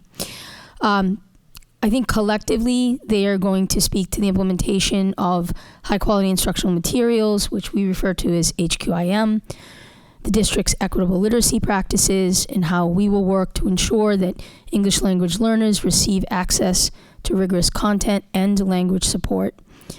And as I reported last week, Boston's data showed that the district's performance remains largely unchanged following the decline in performance due to the pandemic. Boston is not unique. This is a similar trend that we see at the state level and in other urban districts around the nation. The district is making progress toward meeting its improvement goals, meeting or exceeding 48% of its improvement targets set out by the state. In addition, the district was not identified as requiring any assistance or intervention. In total, 54 schools do not require assistance or intervention, while 43 schools are designated as requiring assistance and intervention. These are similar numbers to the 2023. And in next school committee, we will do a deep dive into the transformation schools, which are the schools requiring assistance and intervention. One of the highlights from this year's result is that the district exceeded targets for reducing chronic absenteeism in non-high school grades with an average rate of 27.1. BPS met the targets for the chronic absenteeism targets at the high school level with an average rate of 47.5. And I believe the blended was 34.1, I believe, the district average. And that was a 7.5% reduction from the previous year. So definitely very, very solid gains. I'd like to again highlight the schools with the greatest year-over-year reduction in chronic absenteeism from 22-23 to 23-24. Mildred Ave, K-8, Lyon High School, East Boston EEC, Tynan Elementary, Young Achievers K-8, and the O'Donnell Elementary School. The district demonstrated typical growth in ELA and math in all grade levels. That means a student growth percentile between 40 and 60. The district exceeded its targets for chronic absenteeism at the 3rd and 8th grade levels and met its targets for English language proficiency at the high school level. 3 BPS schools were named schools of recognition: the Curtis Guild Elementary, East Boston, the Allegheny Elementary Montessori School in East Boston, Allegheny rather, and Fenway High School in Mission Hill. Schools of recognition are schools that met or exceeded their targets and had high achievement and high growth. Of the school district's 39 transformation schools, 22 of them improved their accountability percentile. 5 schools improved above the bottom 10%, and 5 schools remained above the bottom 10%. My team will provide a quarterly transformation schools update at this next school committee, which is on Wednesday, the 23rd. We're encouraged by the steady progress we're making in reducing chronic absenteeism in grades 3 to 8, math achievement, and English language proficiency at the high school level. Teams worked hard to implement strong systems across the BPS. The data shows that there's important work ahead of us, which we will get into tonight and talk through, to improve student achievement as our students continue to recover from the pandemic. At this point, I'll turn things over to Dr. Chen and everyone.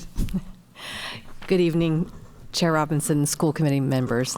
I want to actually begin because a few of you had some questions about the inclusive education plan and staffing, and certainly that has implications of some of the things we discuss with this presentation. I just want to provide some clarifications because I want to be clear that from the very beginning, our vision for the inclusive education work was not that any educator would be alone solely serving all the required services for the diverse learners in their class, but rather, as the superintendent noted at the top, it is really about a team-based approach to teaching, where there is an ESL instructor when that is needed for the students in that class, and there is a special educator when that is needed to provide services and specially designed instruction. So we are obviously in conversation with the BTU on figuring out how we can work that out, so we are not having a single story of a teacher necessarily encountering those situations. Given that, every classroom is different, the composition of students who are multilingual learners and students with disabilities vary, there isn't a one-size-fits-all staffing model or licensure requirement that's going to meet the needs of every class in the same way. So those are the things that we are trying to work out. I just wanted to be upfront about that.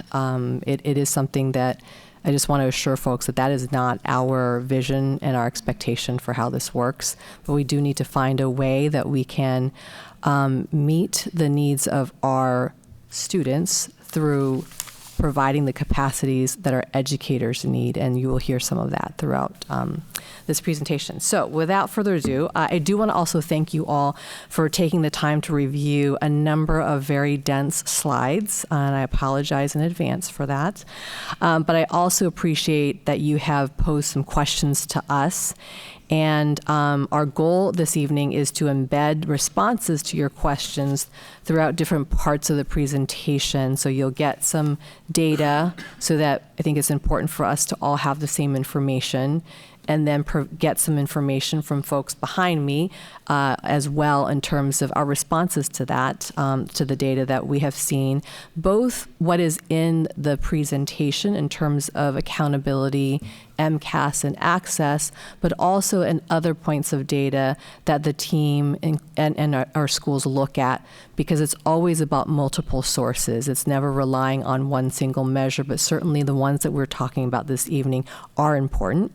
So we didn't want to wait to respond to some of the questions all the way to the end. So we'll still be using the same slides that you have, but our first plan was to talk all about it on the last slide, which is 36. We just thought that was a lot of data to go through before talking about some of these things.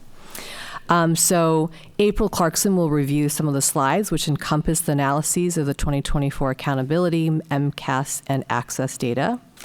And we are also joined by Leslie Ryan Miller, Joelle Gamer, and Kay Seal, who will provide additional context to better understand district achievement data as it relates to instructional and programmatic support that the district provides. Again, we know that these results are important, but not the sole metrics for monitoring progress. So they will share how we leverage some other sources of information alongside these data to delineate how all of these indicators inform us of what is working and certainly what needs to be changed in order for us to improve further. You will see and hear quite a bit of data, and again, it's important to ground ourselves in the results, but we know that we are not satisfied. I do want to say this very clearly. We are not satisfied with where we need to be to deliver for all of our students.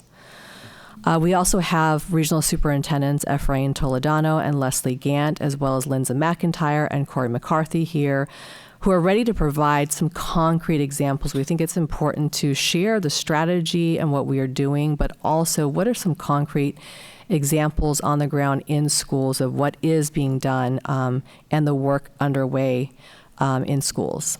So I'm going to turn this time over now for the accountability part of the presentation to April Clarkson, and she'll continue on here. Thank you, Dr. Chen. Good evening, Chair Robinson and school committee members. We'll begin with the state accountability data. Thank you. The purpose of the state accountability system is to provide clear, actionable information to families, community members, and the public about district and school performance. Tonight's meeting will have a lot of data presented on slides. I'll try to highlight some insights from the data and frequently pause to allow you to digest the tables and charts that you see. Additionally, we will take time throughout the presentation to connect the data you see with what we're learning from the classroom. Where we have received specific questions from the committee, we will try to answer them throughout the presentation. I want to start with a description of what encompasses the state accountability system. The system looks at MCAS achievement and growth, English proficiency, chronic absenteeism, as well as 2 high school-specific domains, high school completion, as well as advanced coursework. In their classification systems, schools are categorized according to their normative accountability percentile ranking. This ranges from a school of recognition to a school not requiring assistance or intervention, which at its highest level includes schools that are meeting or exceeding their targets, all the way down to schools that require assistance or intervention, which includes at its lowest level requiring broad or comprehensive support. There are three main takeaways as it comes to BPS's accountability performance. First, we do not require assistance or intervention, as we have met 48% of our improvement targets. Second, BPS has met and exceeded its chronic absenteeism targets for non-high school and high school grade spans, as well as for most student groups. And lastly, transformation schools have substantially improved in relation to their accountability targets. As I alluded in the beginning of the presentation, the first major takeaway is that BPS is classified by the state as not requiring assistance or intervention because it's making substantial progress towards its improvement targets. On average, BPS has made progress in 48% of the state's improvement targets as compared to all districts statewide whose target improvement rate is 39%. The bottom table shows the number and percent of schools who are in each category related to whether or not they require assistance or intervention, and those schools with insufficient data.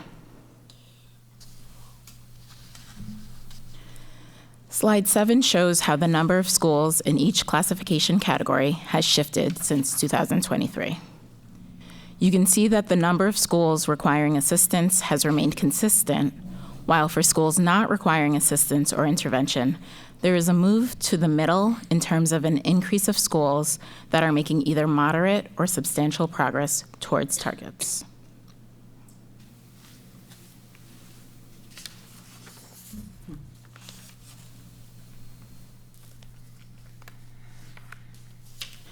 This next table shows the overall results for Boston's accountability report.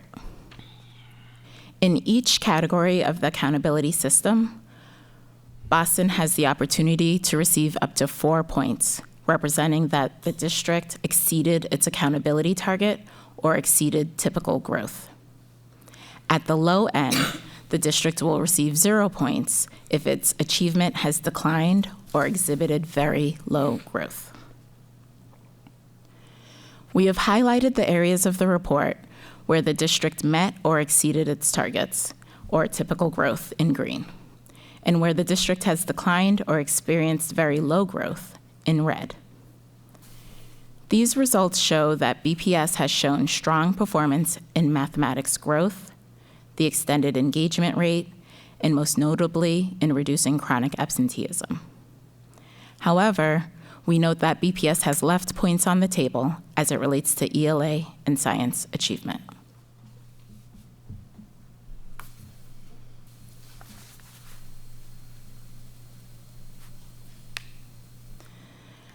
This next slide is in response to some of the questions that we received from the committee. It displays school classification by region. As a reminder, the district is grouped into 9 regions that are generally geographically based and grouped by elementary or secondary grade levels. In this chart, you will note that the bars are not ordered by region, but rather by the percent of schools within a region that require assistance or intervention. We have also included the percent of low-income students within each region to highlight that region demographics are not uniform across the district. The major takeaway from this slide is that school classifications range across all regions from a high of over 50% of schools requiring assistance in regions 3, 9, and 8, to a low of fewer than 1/3 of schools requiring assistance in regions 4, 5, and 1.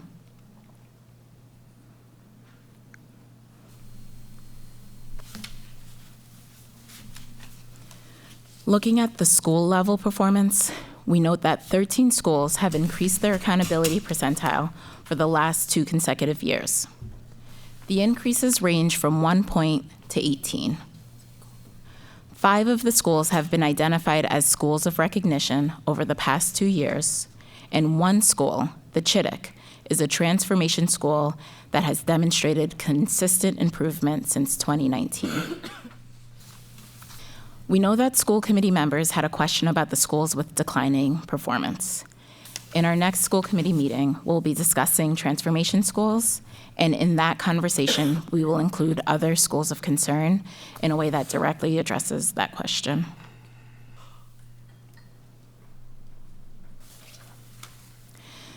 Slide 11 displays the accountability percentile change for each of the 39 transformation schools.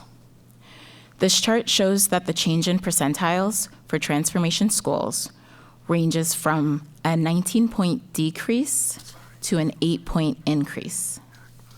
We note that 22 transformation schools improved their accountability percentile, 5 improved above the bottom 10th percentile, and 5 remained above the bottom 10th percentile since 2023. I will now pass it to my colleague, Dr. Chen, to discuss the district's response to the accountability data. Thanks. Given that we are going to, we have many other topics and questions we want to respond to, we are going to address some more of this in our transformation presentation, but I did want to say that we know that in order to have sustained school improvement, it requires a comprehensive and holistic approach where multiple factors work in tandem. And when we think about this, we think about two broad categories, and these actually are, since we were talking about hub schools earlier, these are characteristics of the hub schools and why that strategy is so important to us. So one of the two broad elements is a culture of belonging and agency that is reflected in the safety and comfort of our physical spaces, which we are obviously in the process of doing something about in our capital planning. Powerful student and family engagement that Dr. McIntyre spoke about earlier, and collaborative leadership that cultivates shared power and voice in the school. The other element that we think about broadly is rigorous, high-quality learning experiences that are culturally and linguistically responsive and at grade level. Member Cardette Hernandez spoke earlier about holding a clear bar for rigor and expectations, and that is an important aspect of this that we should not forget. And that also includes expanded learning and enriched learning experiences as well. And so those are some of the elements that really need to come together under the direction of school leadership. And that is a lot of what our regional school superintendents, that is their job to be able to do that. We will be talking during that transformation presentation about how we are looking at schools that have gained ground, lost ground, multiple years in a row, levels of proficiency, all of those things, and how we are activating the regional supports to be able to provide the equitable supports that are needed in targeted ways. It's not just about getting more, but how are we using the data through our progress review cycles to ensure that the right kinds of supports are going to the schools that need it, and they're in a coordinated way where it's not just about putting coaching in, but going back to see what happened with that coaching, what happened with the supports, and what are the adjustments that we need to make to better support schools in the greatest areas of need. So with that, I'm going to actually now, we do have a few folks who have, as your questions come up, we all want to ground them in concrete examples of schools, so we will kind of hold on that so we can kind of, in the interest of moving things forward. But we're going to now move into the MCAS portion of the presentation. Thank you, Dr. Chen. So a quick note about the data. In the following slides, you will see the scaled score and student growth percentile, SGP, presented. Scaled scores range from a low value of 440 to a high value of 560. The first table shows the range of scores along the performance level cut points of not meeting, partially meeting, and exceeding expectations. You can also see that the SGP ranges from 1 to 99, with values that correspond to categories from very low growth to exceeding typical growth. As we look at the data, it's important to understand the state context for these data.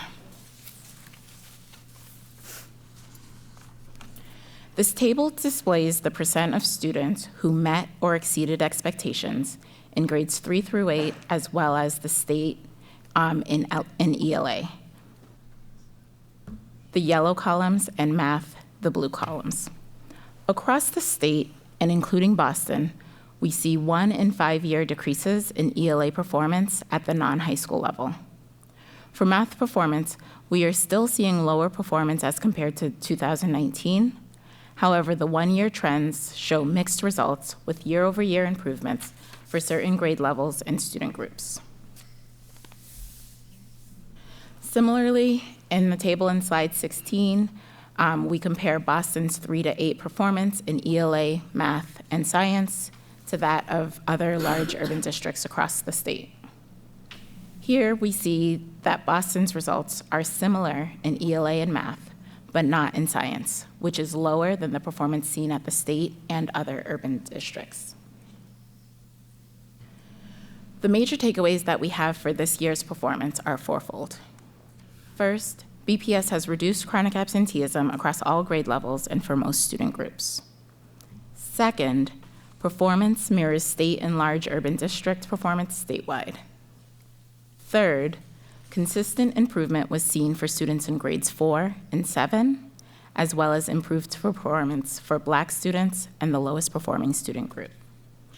Lastly, English learner performance indicates that a focus on improved English proficiency is necessary to achieve higher results. Slide 18 shows the overall MCAS achievement for grades 3 to 8 in ELA and math. The two charts represent average scaled score performance in ELA on the left and math on the right. The gray bars represent previous performance from 2019 to 2023. The blue bar represents 2024 performance. The green line represents the proficiency score of 500, and the orange triangles represent the 2024 accountability targets. You can see that similar to the state, ELA performance decreased by 0.8 scaled score points and fell below its accountability target. As for math, the average scaled score increased by 0.9 scaled score points since 2023, but it also fell below the state accountability target. At the high school level, both ELA and math performance decreased and fell below their targets. The decline in math achievement is similar to what we've seen across the state. The next slide describes the relationship between MCAS results and chronic absenteeism. So last year, we showed you a chart that described the negative relationship between chronic absenteeism and MCAS performance. This visual showed that as chronic absenteeism increased, MCAS performance decreased. This relationship held at both the high school and non-high school levels, as well as for both subject areas. This year, we're displaying the average scaled score and percent meeting or exceeding expectations for chronically absent students, as well as non-chronically absent students. The difference in performance between both groups is also shown. What you can see by reading the yellow ELA table is that the average scaled score for achievement is 12.5 scaled score points lower for chronically absent students as compared to those who are not chronically absent in grades 3 through 8, and 13.4 points in grade 10. Additionally, as we move to the right in this table, we see that whereas 22 to 24% of non-chronically absent students are meeting or exceeding expectations, only 3% of chronically absent students at the 3 to 8 level and 9% of chronically absent students at the high school level are meeting or exceeding expectations. I will now pass it on to my colleague, Corey McCarthy, who will discuss the district's approach to chronic absenteeism.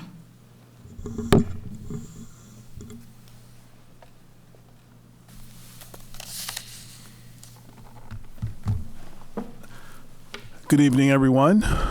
My name is Corey McCarthy. I'm the Chief of Student Support. You know, I cannot have this conversation about such critical data without talking about the experiences that our students have and the challenges and the barriers that prevent them from coming to school and doing the things that they need to do in our wonderful schools with our wonderful educators and our very strong school leaders. As we look at the challenges that they have, We aim to continuously improve so we could lower and remove some of those barriers. I think some of the things that we're trying to do through our Opportunity Youth Department and our student supervisors of attendance is really work on relationship building. And how that relates to students and how they are positioned to come to school, looking at the root causes as to why students are not coming to school, evaluating them on a school-based level, coaching through best practices on the school-based level. Some of the other pieces that we have include relationship-centered strategies. You know, I think oftentimes our young people, they have a hard time finding their person, right? And when you don't have a person, sometimes you don't always have a purpose. And I think unpacking those pieces are critical for us so that our young people could say, hey, listen, I not only do I want to go here, I want to stay here, I want to learn here, I want to achieve here. And you can't get that unless you're in school. As we look at the students who are struggling the most, we have to, I know there's a buzz term meeting students where they at. I think at this point we have to go get them, right? And I think the strategy and the approach, I was just talking to City Councilor Weber at an event, and we're going into Heath Street down the Hale Center tomorrow, and we're going to have some critical conversations with families. We need our young people to be there. We need our young people to be in school. One of the strategies that we are also using, we're bringing back our attendance campaign, but really focus on students who are tier 3 with their attendance, students who really have deep struggles.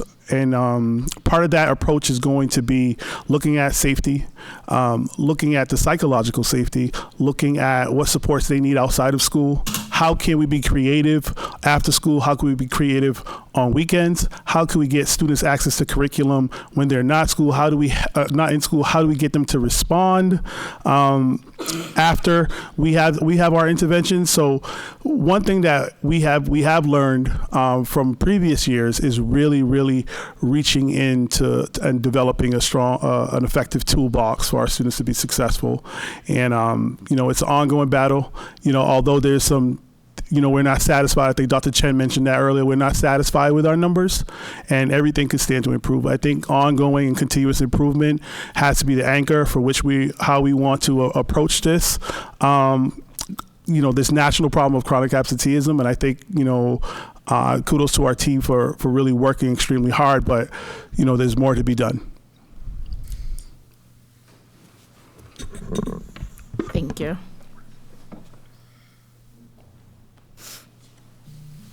We'll now move to the detailed student group analysis. The next slide will describe grade 3 to 8 math results. However, some of the bright spots that are being called out here have been seen in other subjects as well. These insights can be seen in the other tables that are included in the appendix. The table in this slide displays the percent of students who met or exceeded expectations in grades 3 through 8 math since 2019. The final column shows the one-year trend across grade levels and student groups. The chart displays similar information, but it shows the trend in scaled score performance between the years of 2023 and 2024. As we described earlier, there was an overall increase in the math performance for students in grades 3 through 8. This increase was evident across most grade levels and all student groups. Particularly of note are the increases in the percent of students meeting and exceeding expectations for students in grades 4 and 7, for Black students, and for white students in mathematics. Slide 24 shows how student growth has changed since 2019. In both the table and the chart, in this chart, we overlay a green band from the SGP between 40 and 60. This represents typical growth that we would expect on the MCAS. As we look at growth year over year, increases were seen across several student groups. Again, grade 4, Black students, but also for growth, we're seeing English learners, students with disabilities, and English learners with disabilities. It's important to note that most student groups and grade levels experienced increases in their SGP since 2023. Next, we're going to look at a detailed view of the science results. One area where BPS performance differed from the state and from other urban districts was in science. In BPS, we saw an increase in performance in grade 5, but a decrease in grade 8. When we couple both of those elementary science grades together, we see declines in performance for most student groups. The declines seen for students in elementary grades are not mirrored at the high school level, and there is more variation in student group performance when we're looking at the biology and the physics assessments. Those tables are available in the appendix. We're now going to review grade 10 ELA performance. This is just to illustrate some of the performance trends that we saw at the high school level. Math is in the appendix.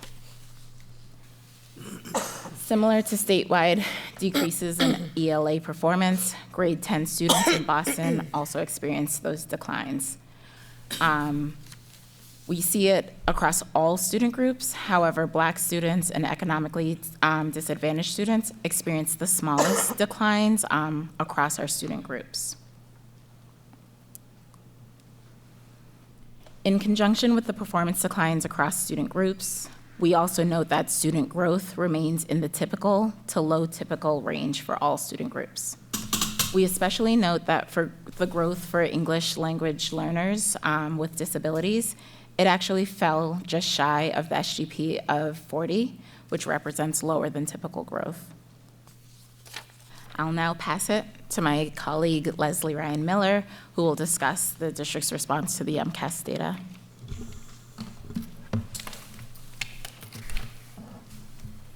Good evening, everyone. Thank you for having us. I just want to start by saying these scores were certainly not what we had hoped for.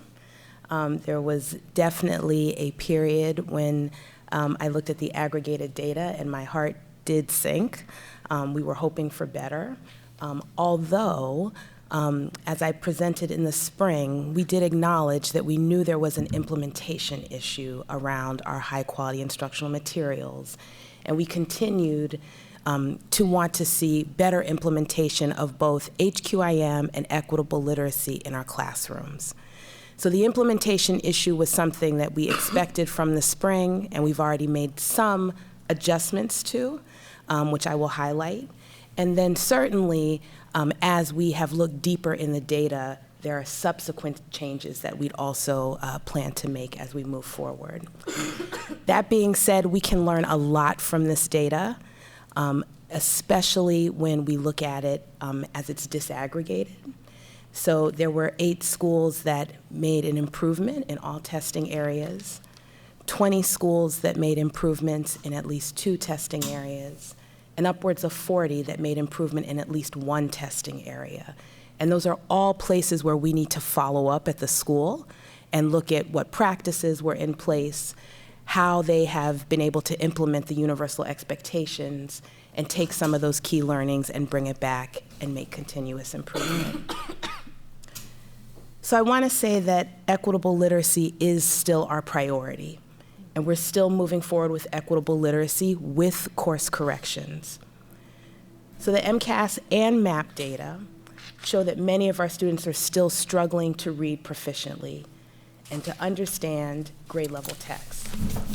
We have to continue to build educator capacity to provide support to deliver high quality, research-aligned curriculum, as well as implement evidence-based instructional practices. So this year, our approach to professional learning has been different than prior years.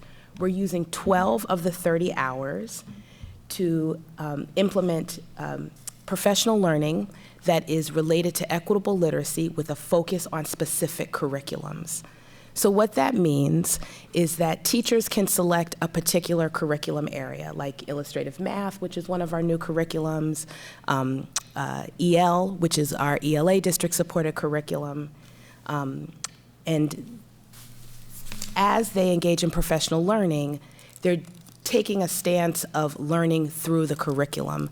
So thinking about how do you address where in the curriculum is universal design for learning addressed, where is specially designed instruction addressed, and where is academic language addressed in the curriculum, so that as they learn those specific practices related to UDL, specially designed instruction, and academic language, they're also learning more about the curriculum.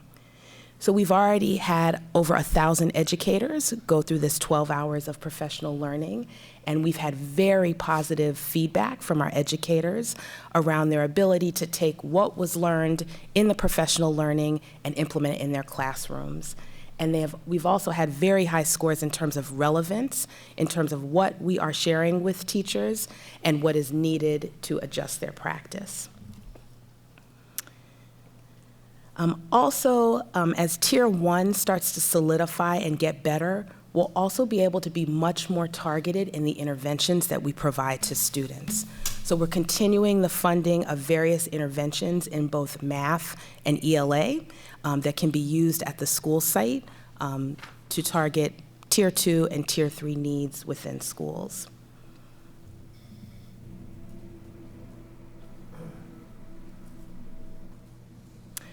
So as we look at the MCAS, some of the largest gaps compared to the state are in reading, thinking about key ideas and details, and in writing. And so we're finalizing our next steps in these specific areas. So certainly some of the work that we're doing around curriculum and professional learning will address this. But as we look much more closely at item analysis, we'll be able to be much more strategic about next steps. We're also finalizing district-wide writing guidance for our teachers. This, quite frankly, has been an area that we knew needed attention for some time. And it's been, if I can be transparent, it's hard to focus on a number of things at one time. And so HQIM has been our focus as we really felt like that was highest leverage. As we were doing that, we've had teams in the Office of Teaching and Learning that are preparing writing guidance. One of the things that's different about the way we're approaching writing is we're not getting a separate writing curriculum. What we're doing is looking at the curriculum we already have. Each of those curricula have writing guidance embedded, and so we're teasing that out, pulling out the highest leverage practices, and that's the guidance that we will share with educators once we've completed that assessment. Another learning, which we knew also from our MAP data, that is while phonics knowledge in kindergarten has definitely improved, there's a district-wide challenge in how our students are applying that phonemic awareness to text that they're reading. So basically, when they're seeing various words and letters in isolation, their practice has improved in terms of decoding what they read. But then when they pick up a text and try to implement what they've learned in isolation, they're really struggling to implement that in their reading. So that's another area of growth for us. Another place where we're really looking at our strategy is in grades 3 through 12, specifically focusing on the middle grades. So our equitable literacy coaches are going through a training right now that really focuses on adolescence and literacy, and how adolescents who are still learning to read, what that instruction looks like for them versus their peers. And so what we know is that we cannot move forward in the same way with a young person who is struggling to read as we can with a child in early childhood who is learning to read.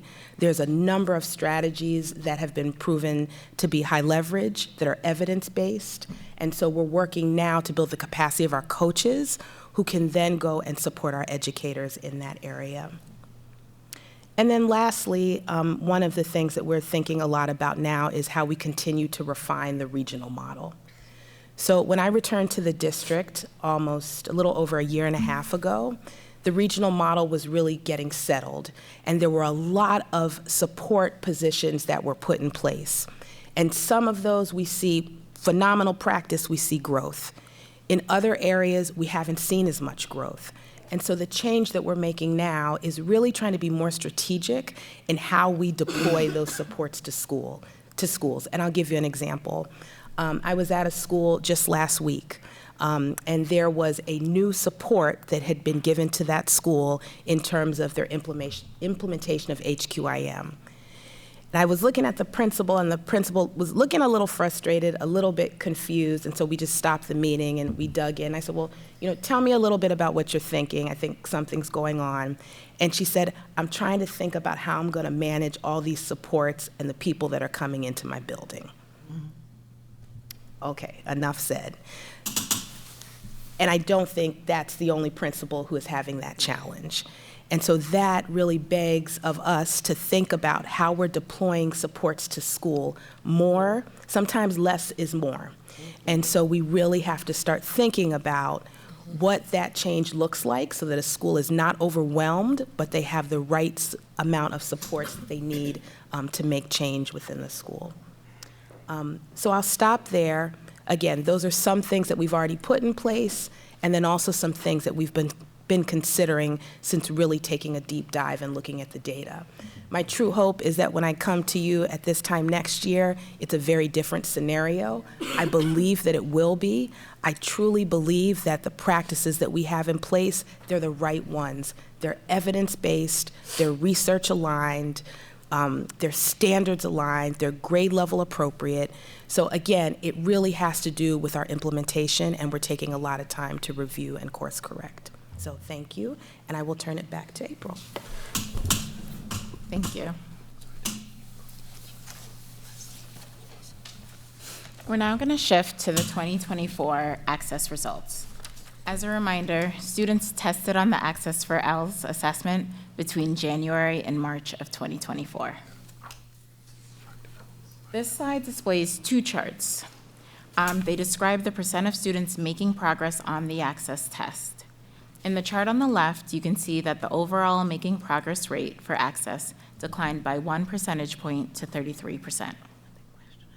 The chart on the right shows that this overall decline was evidence due in part to the 2.2 percentage point decrease for non-high school students, whereas the high school population experienced a 2.3 percentage point increase, helping the district to earn 3 out of 4 of its accountability points.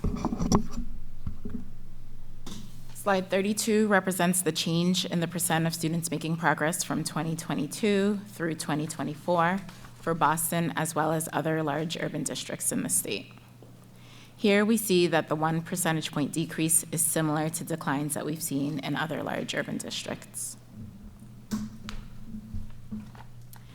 Slide 33 presents the average student growth percentile on Access for students by grade level.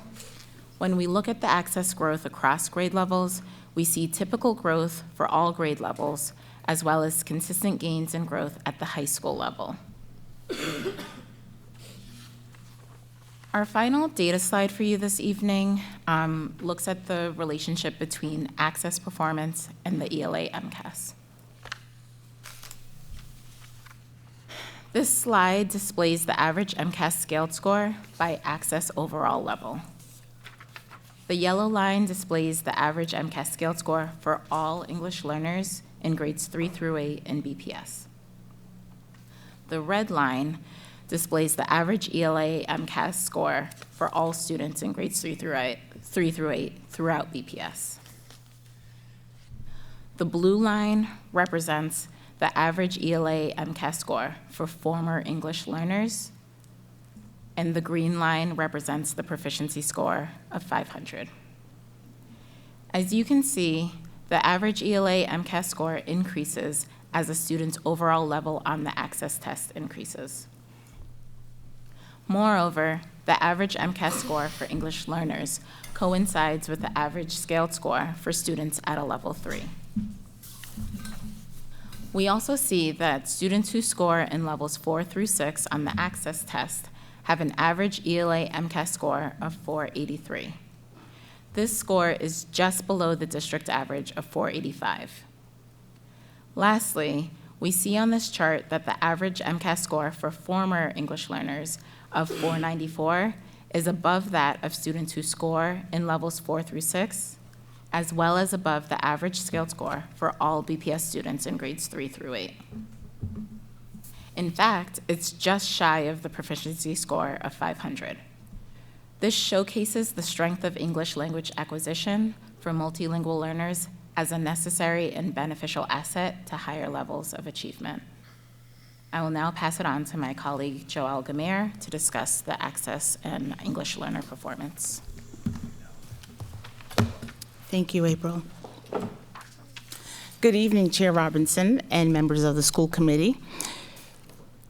When I look at the access and MCAS data for our students, it is concerning. There are some pockets in areas of schools that have made gains. But when we look at the scores, we're not complacent. But then we think about how we have structured our department to address these scores and address and meet the needs of our students. So the way we have our department structured, we support the regional model in terms of we have our equity and accountability managers who help support schools to ensure that all Ls are receiving their ESL services, not because of compliance, but because it's a fundamental right. We also have our multilingual instructional coaches who are there to help build the capacity of the schools to meet the instructional needs of our multilingual learners. They also are there to support teaming structures like the ILT, the Instructional Leadership Team, the CPT, and provide school-based professional development aligned to the school's quality school plan. So as my colleague said, sometimes school leaders are like, I have all these people in my building, but we're really working to ensure that we're providing the targeted supports. So each school leader has identified areas of need for them, and we're able to deploy our people, our folks, to help support in that targeted direction where people need to go. Also, as a district, we have doubled down on equitable literacy for all our students, and all our students include our multilingual students. And so you see, as we do our walkthroughs, where we have evidence of more classrooms across the district implementing high quality instructional materials. And in addition to that, we have created our ESL curriculum that is aligned to the district curriculum so that we can meet the needs of our students. So this comprehensive ESL curriculum for both elementary and secondary students, so that teaching and learning for our multilingual learners is aligned, not siloed. It's in alignment with, like I said, with the district's initiative to use equitable literacy framework that ensures that all students have access to Tier 1 grade level curriculum. That is something that, for a while, in many multilingual classrooms, you have not seen. Also, we are ensuring that when we have the teaming structures, that our multilingual learners are at the forefront, at the thought of teachers. So we have created, well, we have not created ourselves, but we have worked with the Department of, with DESE, to, when we are in a school structure and we're looking at all of the data points, MCAS, access, that we are looking at the service delivery determination process for our students. We're taking all of these data points, and this process allows for our teams to analyze the access composite scores and triangulate them with other formative and summative data points on, for our students' progress to assign appropriate levels of ESL services. So we may have a student who traditionally before was maybe at the end was a 2.7, and then before they would say, okay, students is going to be an ESL 2. And so now we're able to look at various points to determine that that student based on the data sets can be in ESL 3, which would help support our students. Also, we're creating, or we have other formative assessments that we can use for our students so that we're not just waiting for access, that we could use that to determine supports and structures for our students that is aligned to the scoring scale, and we can see immediate results to see whether the data is working for our students. Now, I need some water, I'm so sorry.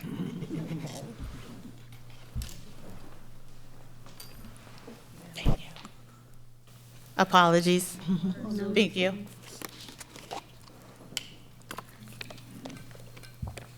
Okay, much better. So, when we look at our multilingual learners and we look at the needs of our multilingual learners, what can we do as a district, right? Because when we look at our students, our vision for our multilingual students is that they have a sense of belonging and a sense of joy. So how do we incorporate that in our instruction for our students? We do that by expanding our bilingual education program for our students. So since we have started, or since I have started in January, in last year, we put forth 5 bilingual education programs for our students in terms of SLIFE programming, dual language programming at the Muniz, and over the 40-year span of the district, we had never moved at that level. This year, looking at the needs of the students, looking at it from a regional approach, ensuring that families have choices in bilingual education for their families and their kids. We looked at it strategically to see where can we offer more bilingual education opportunities for students. And so we put forth more proposals for bilingual education to meet the needs of our students. And so not only are we building and expanding on our bilingual education, but we're also working to strengthen the current dual language programs and SLIFE programs that we have. For the dual language curriculum, we've trans-adapted in our existing district curriculum in Haitian Creole and Vietnamese. And we're developing Focus in Espanol, building blocks in Mandarin, Chinese. And we are working to develop more curriculum that is aligned for our students in other languages as well, such as Cape Verdean Criollo. It's very important too, as we're building out these bilingual education programs, that if we're building them in a strand, in a school, that the teachers don't feel siloed either, right? We want to make sure the students don't feel siloed, but we want to make sure that the teachers don't feel siloed as they're planning. So they're able to plan alongside their colleagues with the same curriculum, but they just have a wonderful opportunity to instruct in a different language. Also, we are working with our external monitoring partners to ensure that our secondary multilingual learners are on greater target for graduation. So working with those partners to ensure that our students are on target for graduation, because when you come in as a multilingual learner, you're taking ESL 1, you're taking ESL 2. By the time you get to ESL 3, that should count for your ELA, so that you have options to take more electives as your peers. If you're in a voc school, that you have options to take vocational courses. So we're advocating for our students that way. So when we look at the data too, there are areas that, you know, as a school, when you're at a school, you look at the data to inform your instruction. You look at the data to develop interventions. So as a department, we're looking at the data to see what type of interventions that we can create for our students. And one of the major things that we want to tackle is that long-term L, situation we have for many of our students. So when we look at the SLIFE programming and we look at the opportunities for students to transition out of SLIFE, we need to work with our external partners too to ensure that our students have a clear exit criteria that has the students in there for about 2 years, but no longer than that. When we look at the data, some of our students are in SLIFE for something that is a very criminal time in terms of because of the external pressures for the exit criteria for our students. So we need to do that advocacy as well too to ensure our students are transitioning.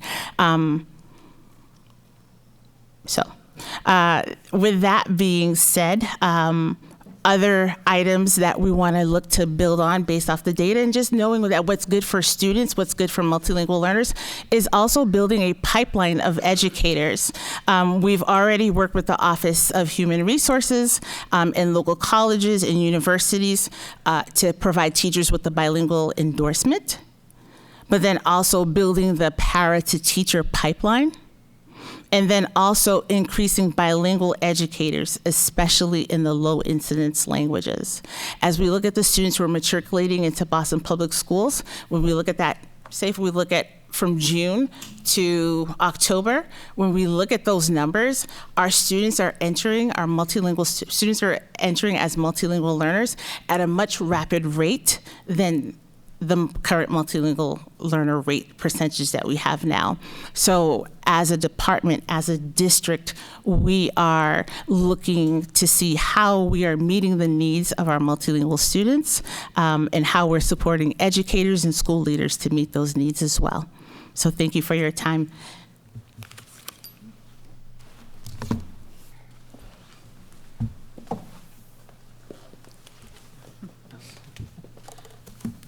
So actually, Kay Seal is going to provide some brief comments about students with disabilities and the work that's underway there, especially given our results.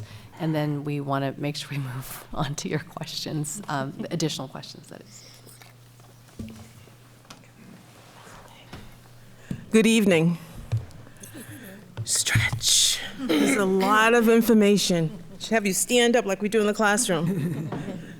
Thank you so much for this opportunity. I feel truly blessed to sit here to talk about our students with disabilities. We have a range of students that we really treasure and that we really work hard collectively and strategically to meet their needs. And I think as you look at the MCAS results for our students with disabilities, and I'm going to refer to them with abilities, you might pause, you might wonder, you might ask, what can we do differently to accelerate learning for our students within this district? As you think about that, I want to acknowledge the importance of understanding the MCAS data for our students as one measure to determine student growth. However, considerations must also include individual students' progress towards their IEP goals and objectives. And unlike our other students, it's important for us to realize that as we reflect on the findings of these students, that we must keep in mind the IEP as a roadmap to our student success. And for BPS this year, it begins with the new IEP. We look at that as an opportunity for us to hit reset. This IEP is really designed, and I'm going to use that word design because we often realize that when we look at instruction for students with disabilities, we're looking at the access to content core standards, but it embeds specially designed instruction. And for our students with abilities, design is the key word. Everything that we do must be designed to meet the individual needs of our students. And that's part of the work for us here in BPS. Excuse me.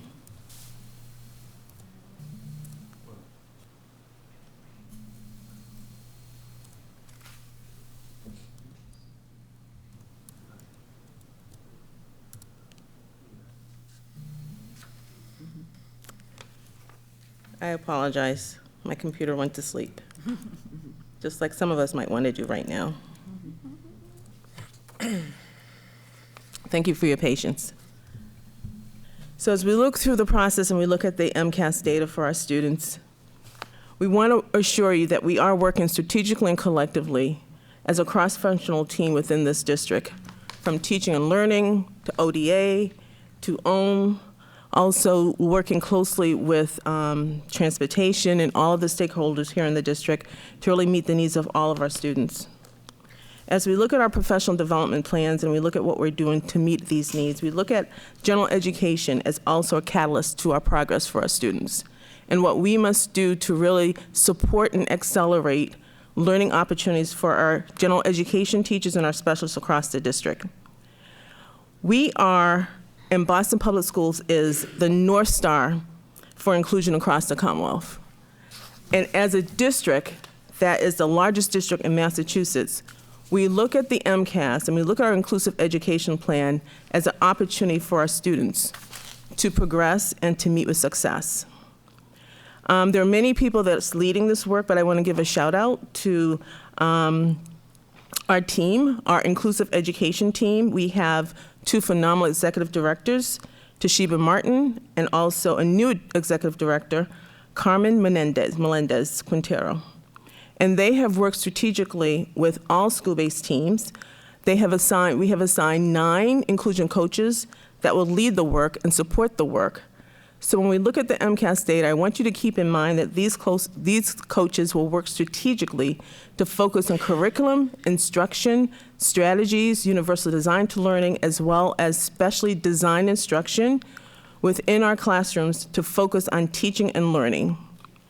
We also work closely with, through our multi-tier systems of support, and understanding that when we break our data down and we look at the interventions, we look at the interventions through the lens of tiers. You've heard before our tiered interventions as universal, and that's for all of our students.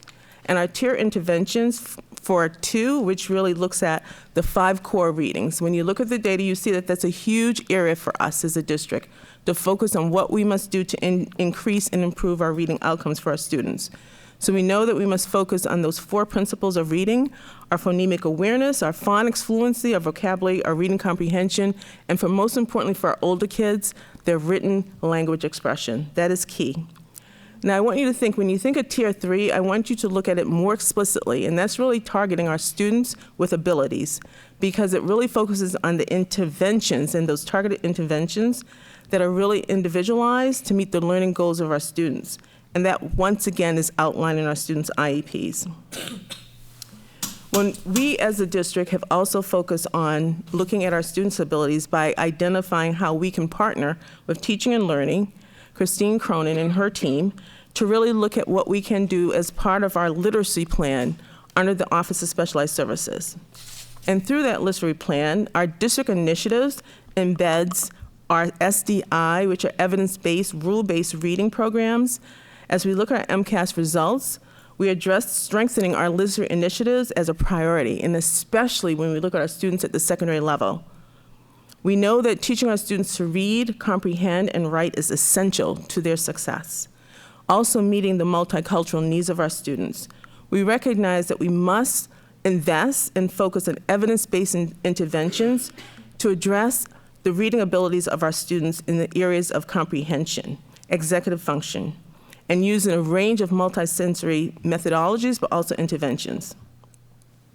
In addition to resources and supports, what we have done within the district is we have outreach. We started last year in looking at consultation services as an investment to promote systemic shift, to evaluate and strengthen our specially designed instruction initiatives in the areas of reading and literacy, to target resources and professional learning for our special education teachers and specialists as we work strategically to advance our students' learning and progress.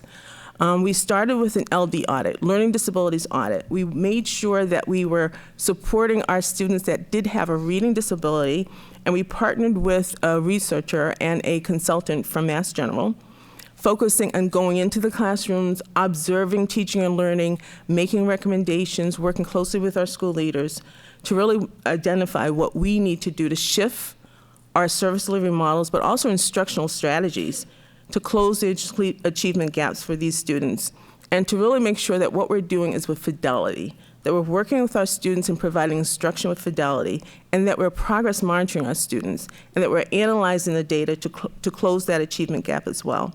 We also wanted to make sure that our IEPs, and this is also through the IEP initiative, which I said before is going to be a great opportunity for us to shift some of the things that we were doing.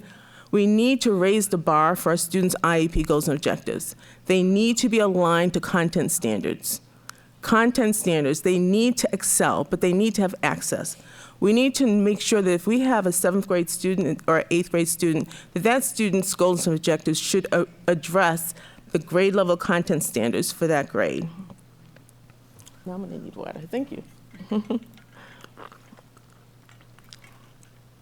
When we think of specially designed instruction in our students with abilities, we also have worked strategically in the area of prevention and targeted interventions to accelerate our students.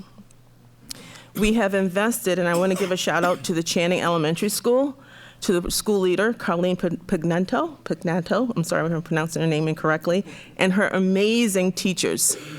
They were phenomenal. We asked which school would be interested in piloting a methodology under the umbrella of Linda Mubel. And she jumped right to the charge and said she's very interested. We started last year. We've seen some remarkable gains for our students. It involved a lot of video modeling. It involved observations. Her teachers took on this initiative, and they have excelled. We had a chance to go back and observe what's happening in the classrooms and also with the outcomes. It really focuses on the verbalization, visualization, but also the oral language for our students, and helping them also with phonemic awareness, and also closing that literacy gap for our students. And we know that we need to start with our youngest kids first, right? We need to start with our kids in elementary school. And a shout out to the Channing School for the investment in the work, and they're continuing that work this year. Another investment that we have in the district that I want to also recognize as part of our prevention models and interventions, it is mandated that every single school in the district has a process in place for screening students that may have characteristics of dyslexia. And that work is led by Sarah J. and a host of several skilled professionals here in the district. We're strategically making sure across the district that we're providing screening measures to identify whether or not a student may be at risk and or may have characteristics of dyslexia. And as a result of those screening models, and at times based on tiered interventions, as I mentioned before, which can range from Tier 1, Tier 2, and Tier 3, which is more targeted and more specific for students, we then may end up referring that student for special education evaluation to determine whether or not that student may have dyslexia as a part of their disability. And as a result of that, we're also working collectively with Mass General Hospital to strengthen our toolbox to make sure that we are providing evidence-based practices and strategies for those students. We have provided and worked strategically with teaching and learning on a 12-hour professional development. So I'm telling and sharing these things with you so you can better understand some of the resources and investments that we have made as a district to address what we need to do to accelerate learning for our students, as well as close the achievement gap for our students as well. And that has been a great asset for our teachers, and not just teachers of students with disabilities, but all teachers across the district.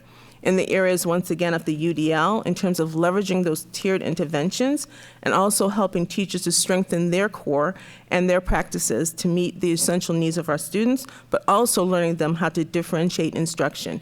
Differentiation of instruction is not just for students with disabilities, it's for all learners. We also have invested in high-quality instructional materials.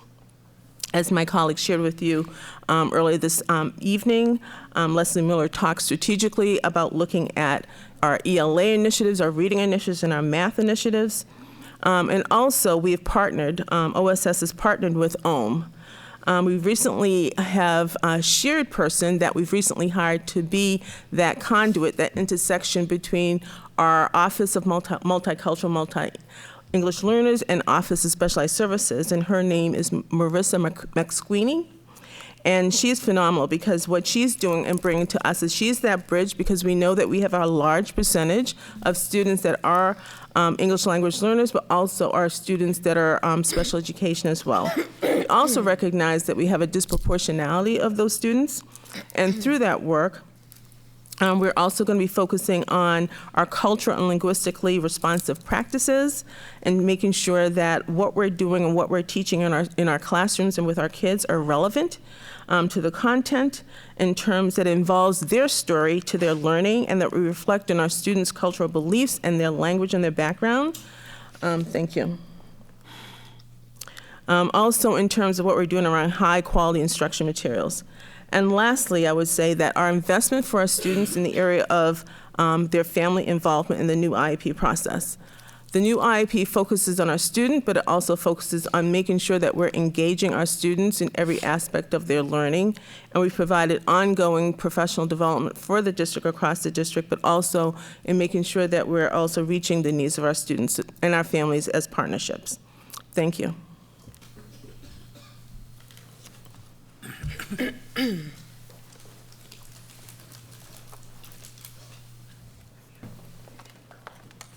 Thank you, everyone, and thank you so much, school committee members, for your patience.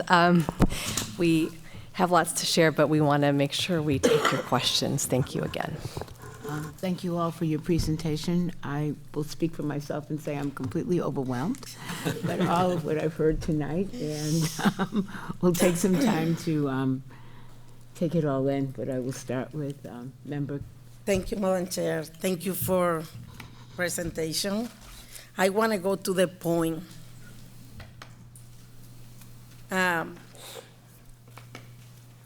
For your last,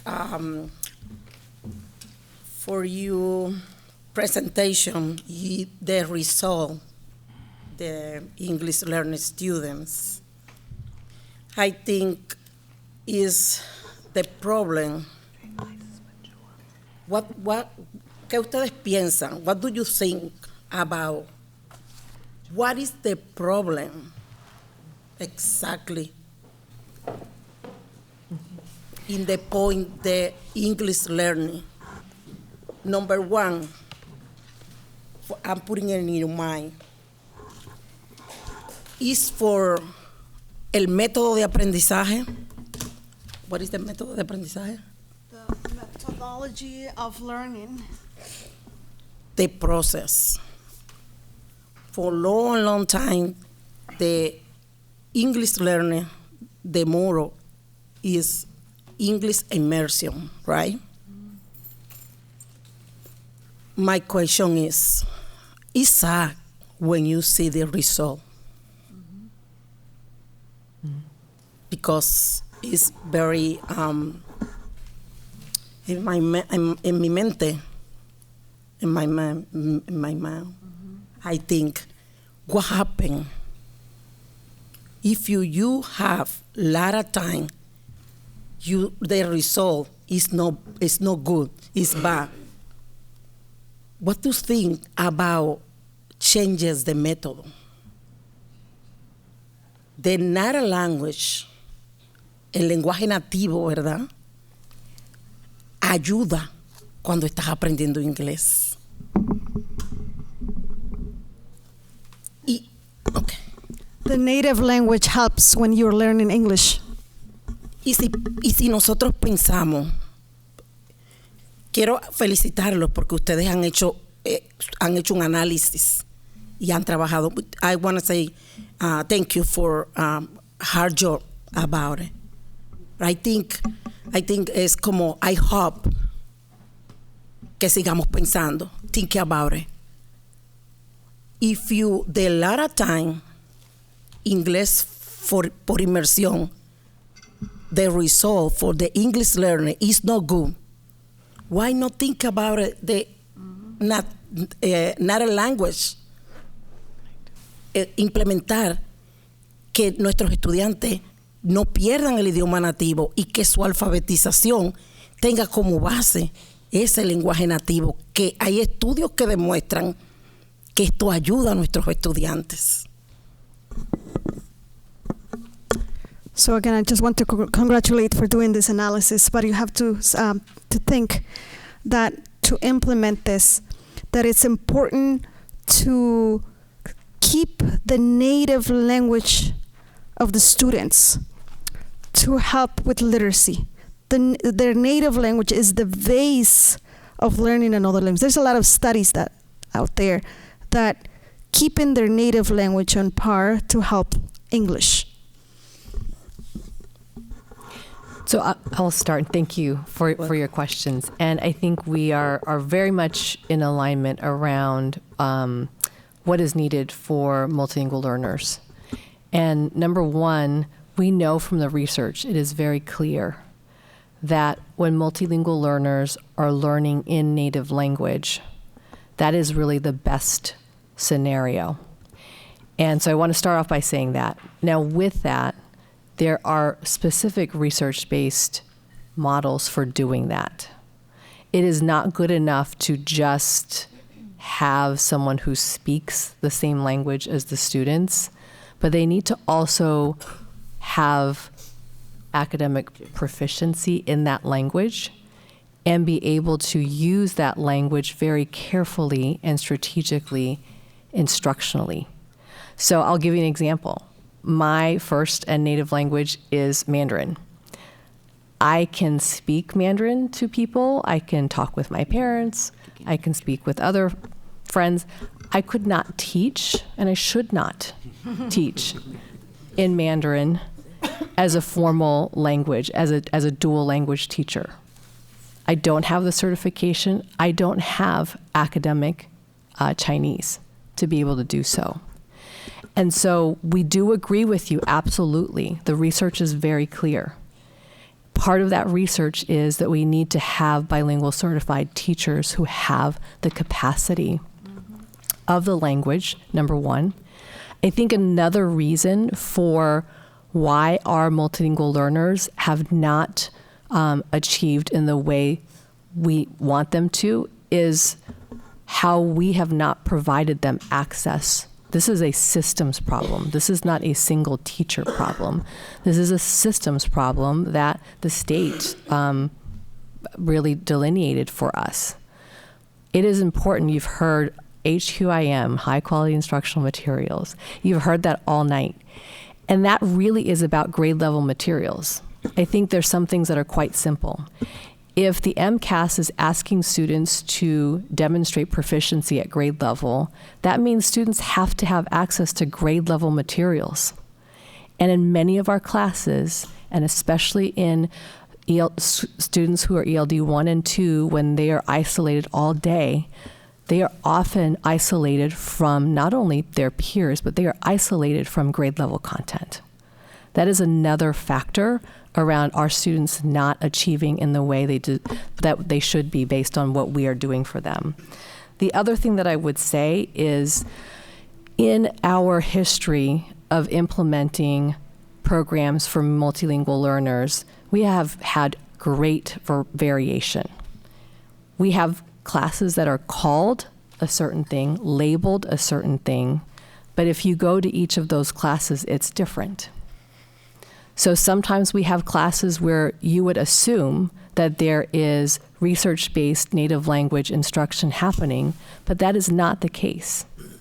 What Joelle described earlier is what she has done since January, which is to make sure that we are expanding bilingual programs that are aligned to research, that have the materials. You heard her talk about creating native language materials that we didn't have before. Those are all things that are needed in order for our students to achieve.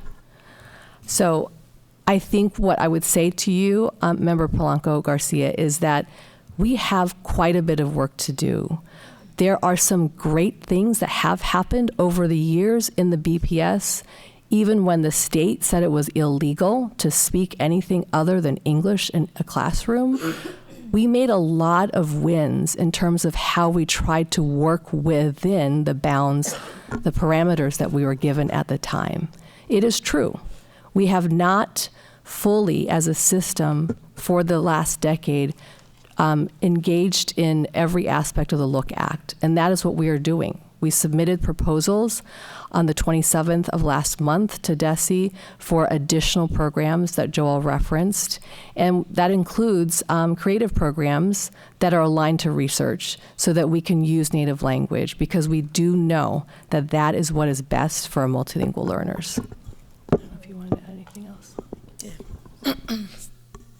I think you answered for what I would think, Dr. Chen. Yes, so as you said, and Dr. Chen said as well too, is just really building the educator pipeline, really looking, I think, from within too, in terms of our paras. We have a lot of paras that do have the language capacity, and so building that pipeline of educators to provide services for our students is another key component. Gracias. Can I say something? I understand. Yo entiendo cuando ustedes dicen esa parte, pero yo pienso que es un día a la vez.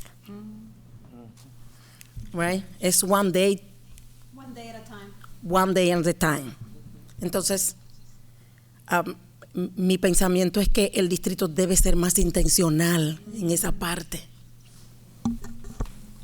So I understand that part, but we have to do it one day at a time, and the district has to do it intentionally. Necesitamos más maestros bilingües, ¿verdad?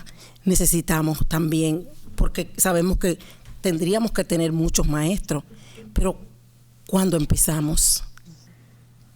¿Cuándo empezamos? Porque esto lo necesitamos. Y si estamos viendo que los resultados no están siendo buenos, ¿qué vamos a hacer para que estos resultados puedan ser mejores para nuestros estudiantes? Al final del camino, los más afectados son nuestros estudiantes. So we need more bilingual teachers, many, many more teachers. The question is when? When are we going to start? You see, we see the results. They're not good. And what are we going to do about it?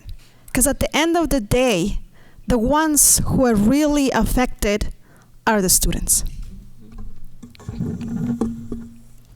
Member Polanco Garcia, you're right. It is now. It is now. I mean, even last year we were talking about building that educator pipeline. We have the bilingual endorsement program with Boston College. We've just taken on a new partnership with Stonehill College to create a bilingual educator pipeline, identifying truly bilingual educators, people who are not just coded that way, but actually speak and have the language capacity to meet the needs of our students, to help build them to become educators, and also have a master's degree so that they can be educators in the classroom. So those are some of the strategic, intentional moves that we're making to build educators in the district. But then also the programs that we've created, we've been really intentional about building them with the school communities. So we're looking at the data, we're looking at the students, we're looking at the families, working in collaboration with school leaders to build and create a program that is designed essentially for that school community. So if we're looking at the Quincy, for example, really has stated looking at their heritage courses that they provided and how can we elevate that and highlight that and create more bilingual opportunities for the students. And so creating and co-constructing a proposal to the Department of Education that is aligned to the needs of that school community, and doing that at the Blackstone as well, working with the school leaders who've come in and to build out a dual language program to be implemented next year. And we're doing that strategically with each of the schools that we are expanding upon, because we don't just want to drop a program in a school. We really want to work in collaboration with that school community, look at the data to ensure that we have a sustainable program that we're implementing in the school, and then also looking at it from a district level, systems level, to make sure that it's feasible. So that's why when we look at the data, we look to see where could we possibly develop a program, a bilingual education program, and then looking at the trends as students are coming into the district. So looking at where we do need to create more SLIFE programs, but really be clear about what the exit criteria is, and then newcomer programs. As I talk about the influx of multilingual learners that are coming into the district, how can we meet their needs? How can we give them a sense of belonging when they first come into the district so that there is joy for those students and so that they're not wanting to not come to school, and then we have another issue with chronic absenteeism. Definitely, this conversation need to continue. I want to respect my Thank you.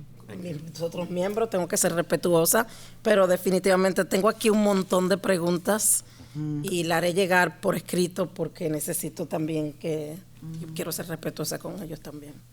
Gracias. Just want to respect my fellow members.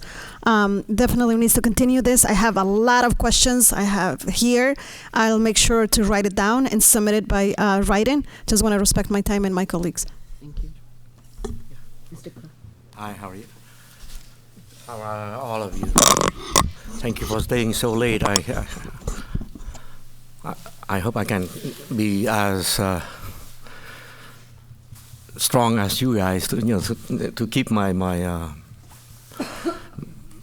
clear-headedness as much as I can before I raise this.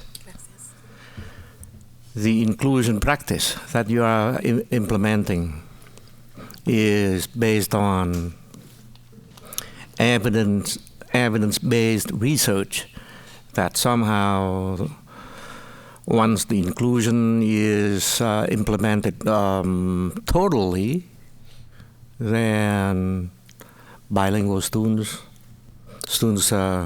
with different languages will somehow be brought to the same level as regular students. Is that a fair assumption? That is the idea of the implementation, and we have seen data that shows that that is what happens when we have strong, rigorous instruction for our students. Mm-hmm. I always like to highlight the data of our valedictorians. Uh-huh. At the end of the year, when we look at them, a majority of the valedictorians are English language learners, multilingual students. When we have strong instruction provided to students, we do tend to see the data for our ELD 1s and 2s tend to be low, but once students acquire the language, they many times outperform their monolingual peers. Let me interject there. So in another word, we are looking at EL students as students with certain kind of disability, and we are trying to accommodate them. We are trying to bring them to the same level as a regular student. Is that how we should recognize them? In terms of the inclusive, in terms of language, yes, it is around making sure that we've had disparities in achievement. Uh-huh.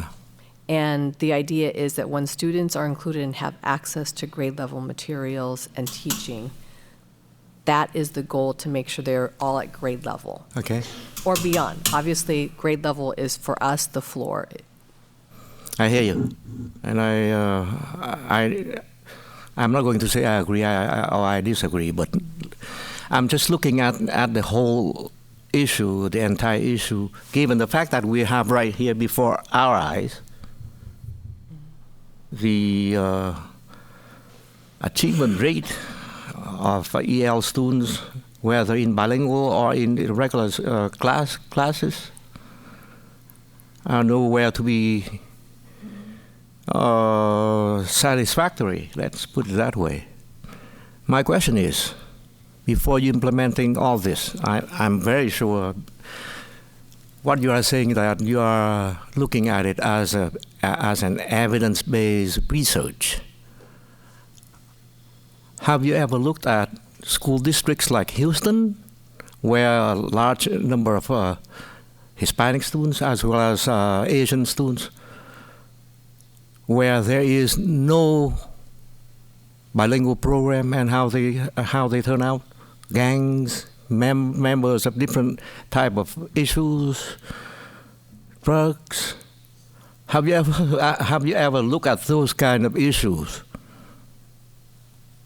before you implement something that you think educationally the students will benefit? But there are evidence out there. Houston, Dallas, Mobile, Alabama, where the kind of evidence-based research that you are bringing to us don't support them. My concern is that going to be something that we have to deal with here? If we just implement, if we are just going to implement inclusion educationally without any other factors, any other consideration, would that be something that we think will help the students in the long run? I just wanted to ask for clarification.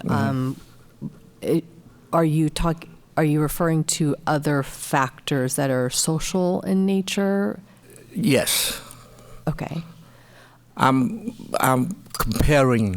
trying to compare students in Boston, bilingual students in Boston, and students with different kind of language capability in Houston.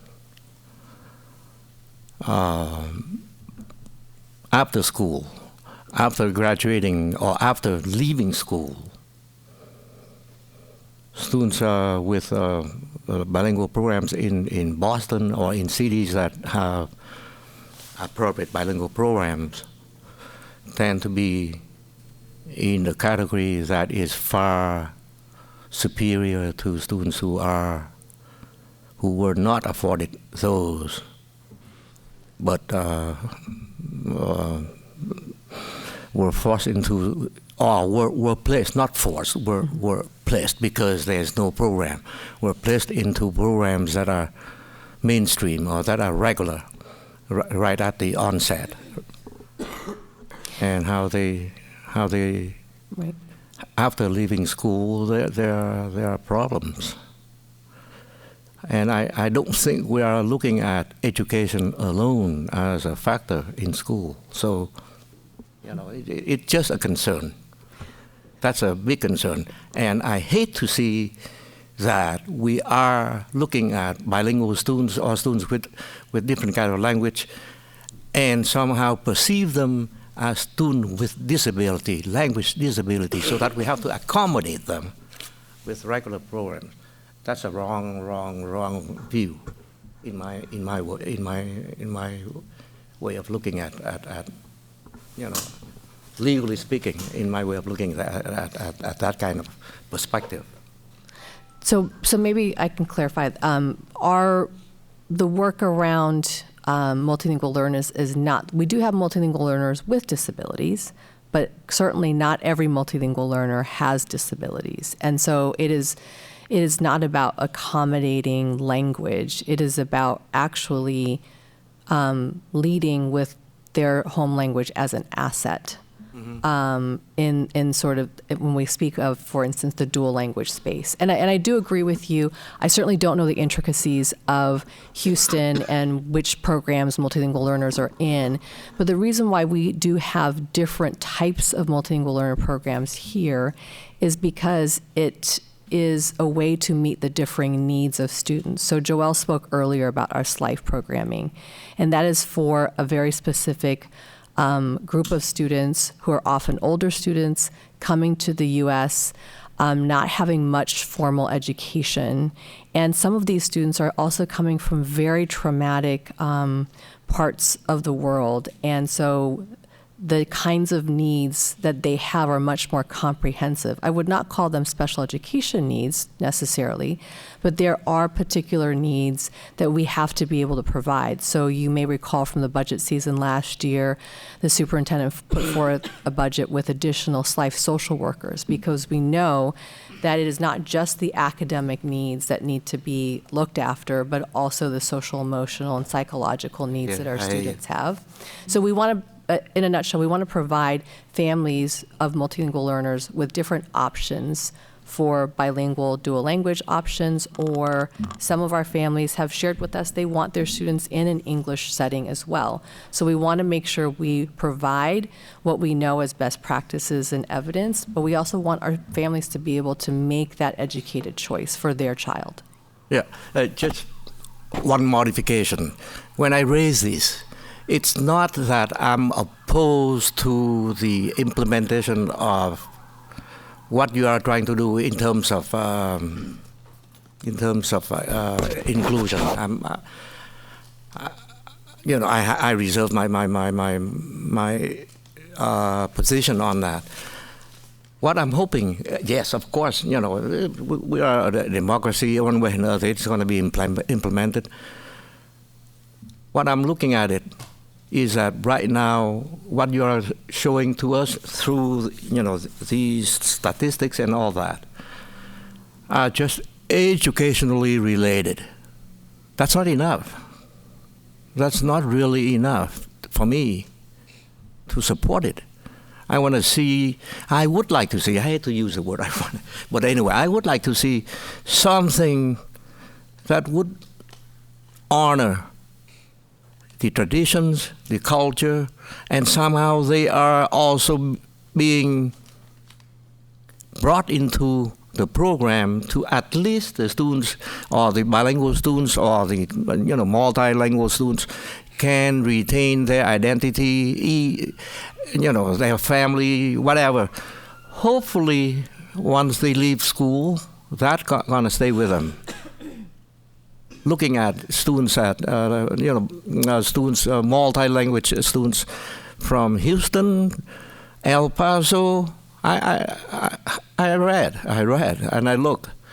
Mobile, Alabama, where gangs of Asians, gangs of Hispanics, youth, and I'm very sure education had something to do with it once they leave the school, because that raises a concern, and I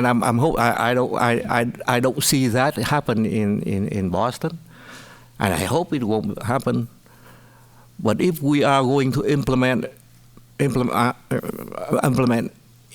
inclusion one way or another, I see that it is going to anyway, despite whatever we're trying to do. Please make sure the kind of issues that I raise, traditions, culture, family, respect, things like that, brought into the education equation, not just math, science, language, despite high quality, whatever, because I myself have issues with that myself, but despite all that. We will do a better. That's my wish. We will do a better job of describing also high quality includes, it's certainly grade level, and it includes being culturally responsive. And at another time, we can talk more about heritage language programs as well that get at some of what you're talking about. Thank you. Hi. How y'all doing? Thank you so much for the presentation. I'm about to be sleepy like your laptop. Sorry. I'm trying to bring up my thoughts again. So one of the things that Ms. Member Polanco Garcia brought up is the why, especially when we're thinking about our multilingual students and their families. I've brought this up before. When I first came to the district, graduated in Cape Verde, 10th grade, moved here, but my story is a little bit different, right? Privilege, English is not my first language, but I had a lot of access to it, even being in Cape Verde and having access to come to the U.S. every summer and be able to practice the language with cousins and families and access to internet and all of that. So I just want to name that. I go to the Welcome Center. I do the different placement tests from Portuguese to English and math. I'm not placed in an ESL program at all. I attend Burke. I'm going to all of these classes where everybody else, nothing special, I'm still doing great. I become the valedictorian, that's fine. But when I had to take MCAS, I struggled with science. Because I've never took biology and English. And that was the first time that I realized, oh, I wish I was in an ESL program, because then I would get a dictionary. And I know these are some of more of the state regulations, so I think it would be good to learn what are some state regulations that sometimes become more of a barrier for our multilingual and students with disabilities when they have to not only do the exam, but actually do the prep.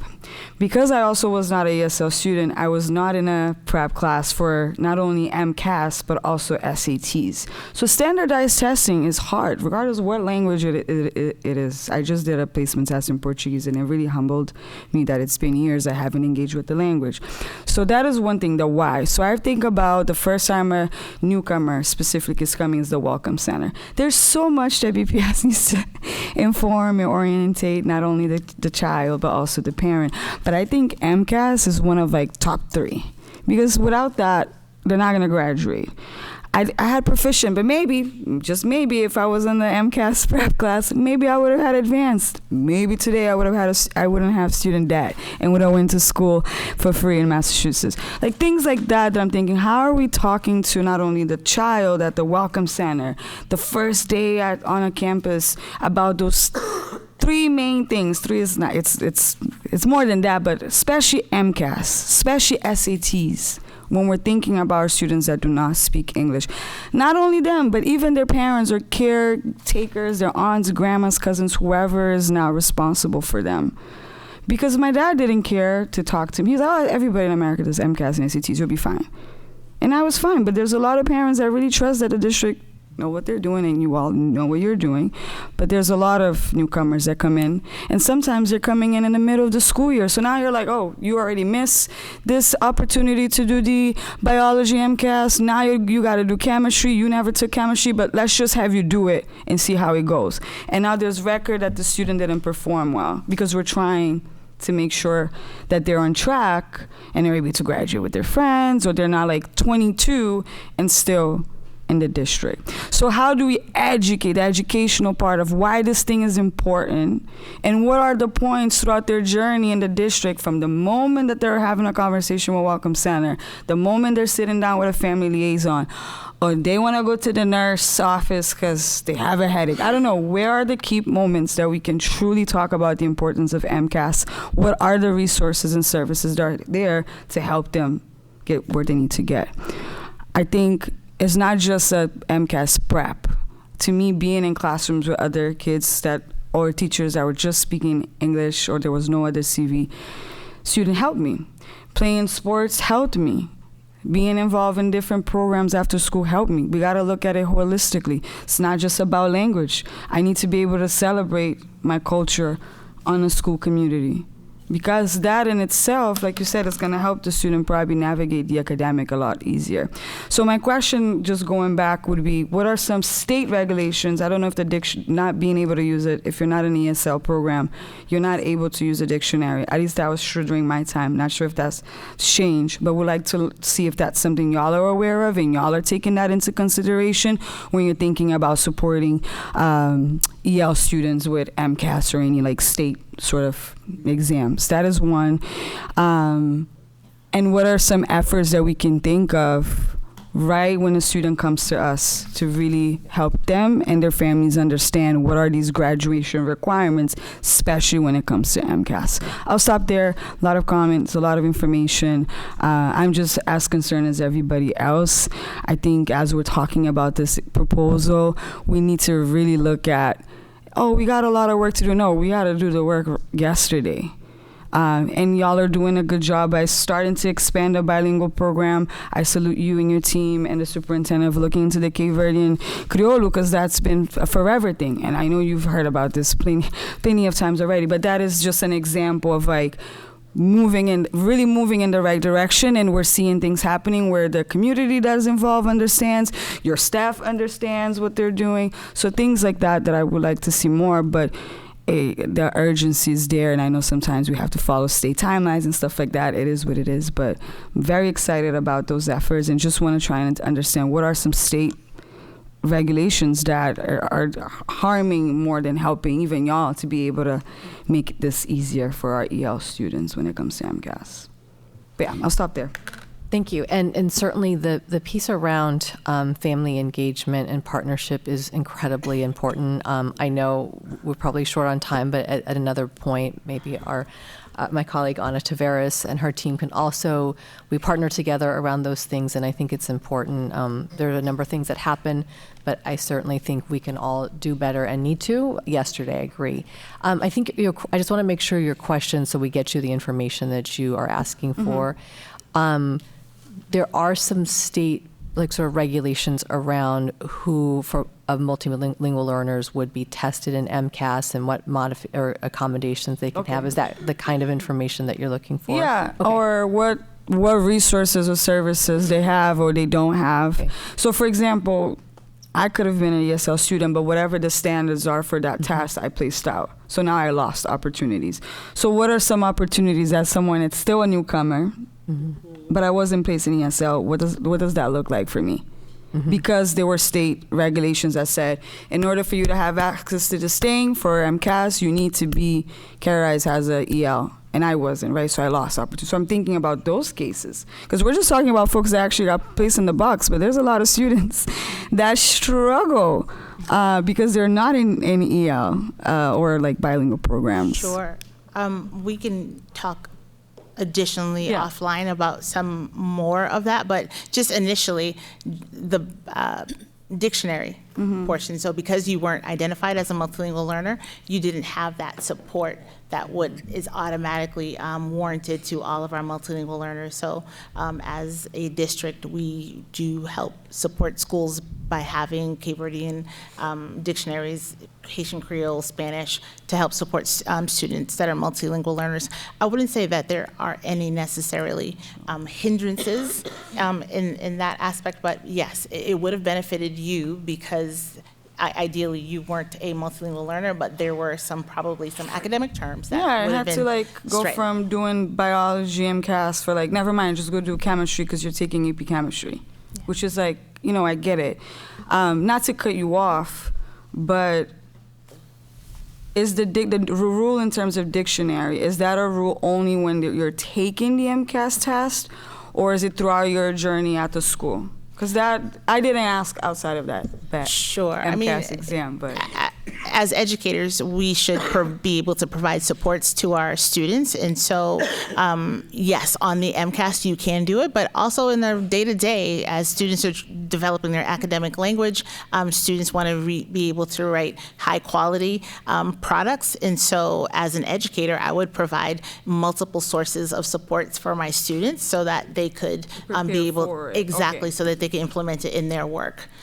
Yes. And then I did see, I was a teacher assistant for a little bit for Ms. Brito, now retired, at the Dan Jeremiah Burke High School.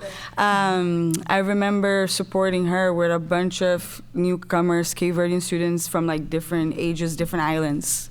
And it was nice to see them all in a room. It wasn't an inclusive MCAS classroom, but it was everybody that sort of were able to help each other out. Even when I was there, I was like, there's not much for me to do because they were actually peering each other and stuff like that. So that is one thing that I would like to learn more as you're talking about inclusive education program. What do these prep classes for MCAS will look like for that particular population as well? Sure, we can further discuss this down the line, but definitely it's those inclusive practices that educators like Ms. Brito that provided for her students that made her students feel successful, had a sense of belonging. That is happening across the district, but we really want to be able to norm and calibrate that so that happens everywhere, so that that's not just a one-off situation for students. Yeah, I have a lot of thoughts on this one. And actually, I'll go back to my comment at the beginning of one of my issues with MCAS. I think Ms. Clarkson showed a slide that showed for our multilingual learners the direct correlation between English acquisition and their score on the MCAS. And so when you are a newcomer student and you're coming in and you are trying to learn English and you are trying to learn the content at an accelerated rate to be able to pass that test in 10th grade, that is hard. And navigate a new world. Right? And so that is hard. And so I think, this is an area where what we try to do is sort of identify best practices in the high schools. Like BINCA is a great example of that, right? Where there is an honoring of native language and culture. At the same time, there is acceleration of academic language in English, and it is done, with students knowing that they're going to have to sit for the MCAS or for SAT. I think Dr. Chen mentioned like the need to make sure that the staff, it's not just that they know the native language, but that they can teach the content. And I think we see this with special education too, where, for a special education teacher helping in specialized instruction at the high school level, they are not a master of English, history, science. There's two different kinds of expertise that are happening there coming together. And I think that holds true at the high school level with how to blend ESL at the same time that we're getting content delivered. So I think, dual language, we only have one dual language at the high school right now. And so I think this is an area that we want to explore at the high school level to see how we can use native language as an asset in this way. But at the same time, make sure that we're hiring teachers who know the native language and know a content to be able to deliver that for students, particularly in the areas they're going to have to test. I think when we, to Member Tron's question or comments about who's really kind of in a hard position at the high school level are the students who come in who are 18, 19 years old for the first time, and they still have to pass MCAS to graduate. They're usually working, right, or living on their own. School is not necessarily the primary, right? For those students, that's the reason why we're expanding BADA from one location to BADA East, because those students require a very special kind of support system for them that includes a lot of the life wraparounds that you spoke about, Member Tron, at the same time that it's preserving language and teaching through native language and making sure that they can fill their academics to be able to get a diploma. So it's really complex at the high school level, at the end of the line, because of all of the tensions that students have. And I think, one of the things that Chief Gamir mentioned was this issue of English and how ESL counts for high school students. And like that, there are definitely some areas of advocacy that we could do, I think, with the state around this particular issue on behalf of students. Because students taking ESL, taking English, taking, all of their content areas, they hit a tension point where if things can't count in a certain way, they can't do Mass Core. They can't, it's hard for them to fit early college. And so to me, that is where when we talk about access and we talk about equity for multilingual learners, it all comes together there. So this is one that warrants just a lot more conversation, I think, particularly with the high schools. I think we're already seeing the tension point with Mass Core, particularly for multilingual learners who come in later, and particularly for special education students who require a lot of specialized service.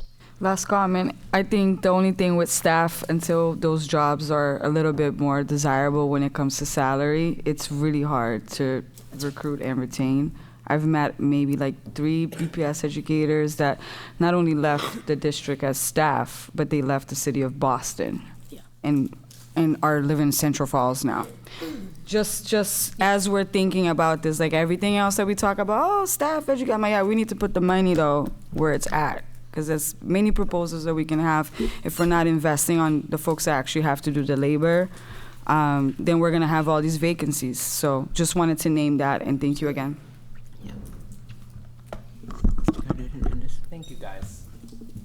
Actually, I have a Read AI at work, and it just gave me feedback for using you guys, so I'm gonna not say you guys. Thank y'all. So thank you for the presentation. I have a few questions, I guess sort of more focused into the data. I guess I'm curious that we made a decision tonight to not show the data aligned to cohort. So we're looking at the data comparing last year's third graders to this year's third graders and not following the trend of a third grader to fourth grade, fifth grade, sixth grade, which we would have. There is a way to look at the data that looks like we're actually seeing proficiency decline. So the eighth grader today, the eighth grade class today is less proficient than when they were in third grade in ELA and in math. Is that true? Is that the right, if I'm trying to sort of play with these numbers in the right way, is that accurate? And then where else are we seeing cohort decline? Because the numbers as a baseline feel concerning, but then when you think about proficiency decreasing as a BPS student through your journey, we have you're less likely to be proficient from third grade to eighth grade. That also is concerning. So I'm curious about the intervention, but I'm also curious if I'm understanding the data correctly.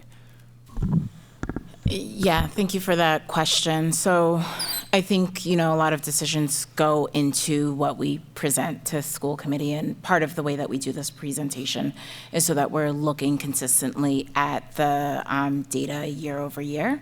And so what we do is similar to what we see in, state and other board presentations, which is looking what does the performance by grade level within a given year look like. That's also where we have some of our instructional moves that we can do. We can look at the third grade, we can look at the sixth grade.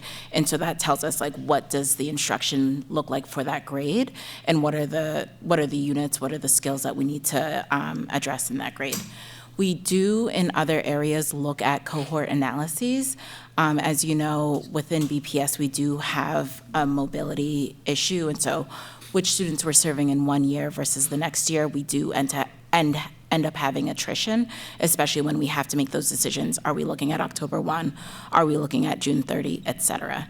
So when we look at our MAP data internally, we will look within a given year at the same students from fall to winter to spring, and that helps us to understand within a given year what does performance look like over the year.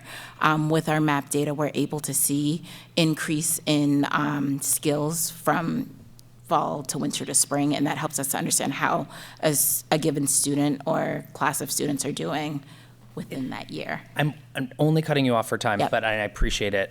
But is it an appropriate, I don't know if it's true in Massachusetts. I know in New York with cohort data, if a student leaves the state, they're no longer in the cohort, so they're not counting, they're not part of that baseline. But maybe that's not true here, and possibly even irrelevant. But I guess I am asking, is it a right understanding that we are seeing proficiency decline for a student moving through the years? Like that analysis of the 2008 third grader, it's 10 o'clock at night, so I don't know if I'm actually doing this right, to being in eighth grade for the 2024 calculation, that would show a decline. Is that a trend we're seeing in other grade levels? And then what do we do with that? Yeah, I think that's a good question. We've looked at it in other areas. So we've done, in previous years, looked at what does EL performance look like at that cohort level. We're also looking at what do cohort analyses look like as we're thinking about our graduation cohorts and, where students are and what the requirements are to graduate.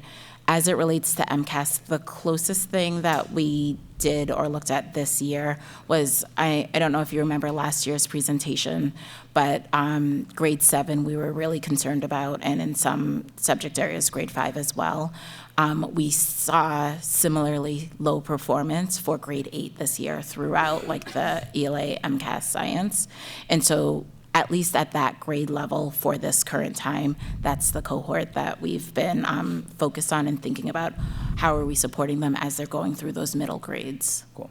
I appreciate it. For whatever it's for, you were about to say something. I was. I think Member Cadet Hernandez, the question is, can Jaden, who is a third grader, who then becomes a fourth grader, fifth grader, sixth grader, seventh grader, when you look at Jaden's test scores, can you use the MCAS as a way to norm that to come to a conclusion like Jaden's proficiency went down?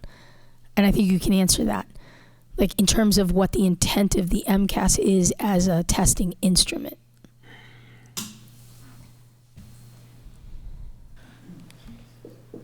I might not be able to answer that. So for a given student, you're either going to be proficient or not proficient, and then every year that'll change. So if we're looking at like the percent of students who are meeting proficiency, we would have to do that at that cohort level. That's right.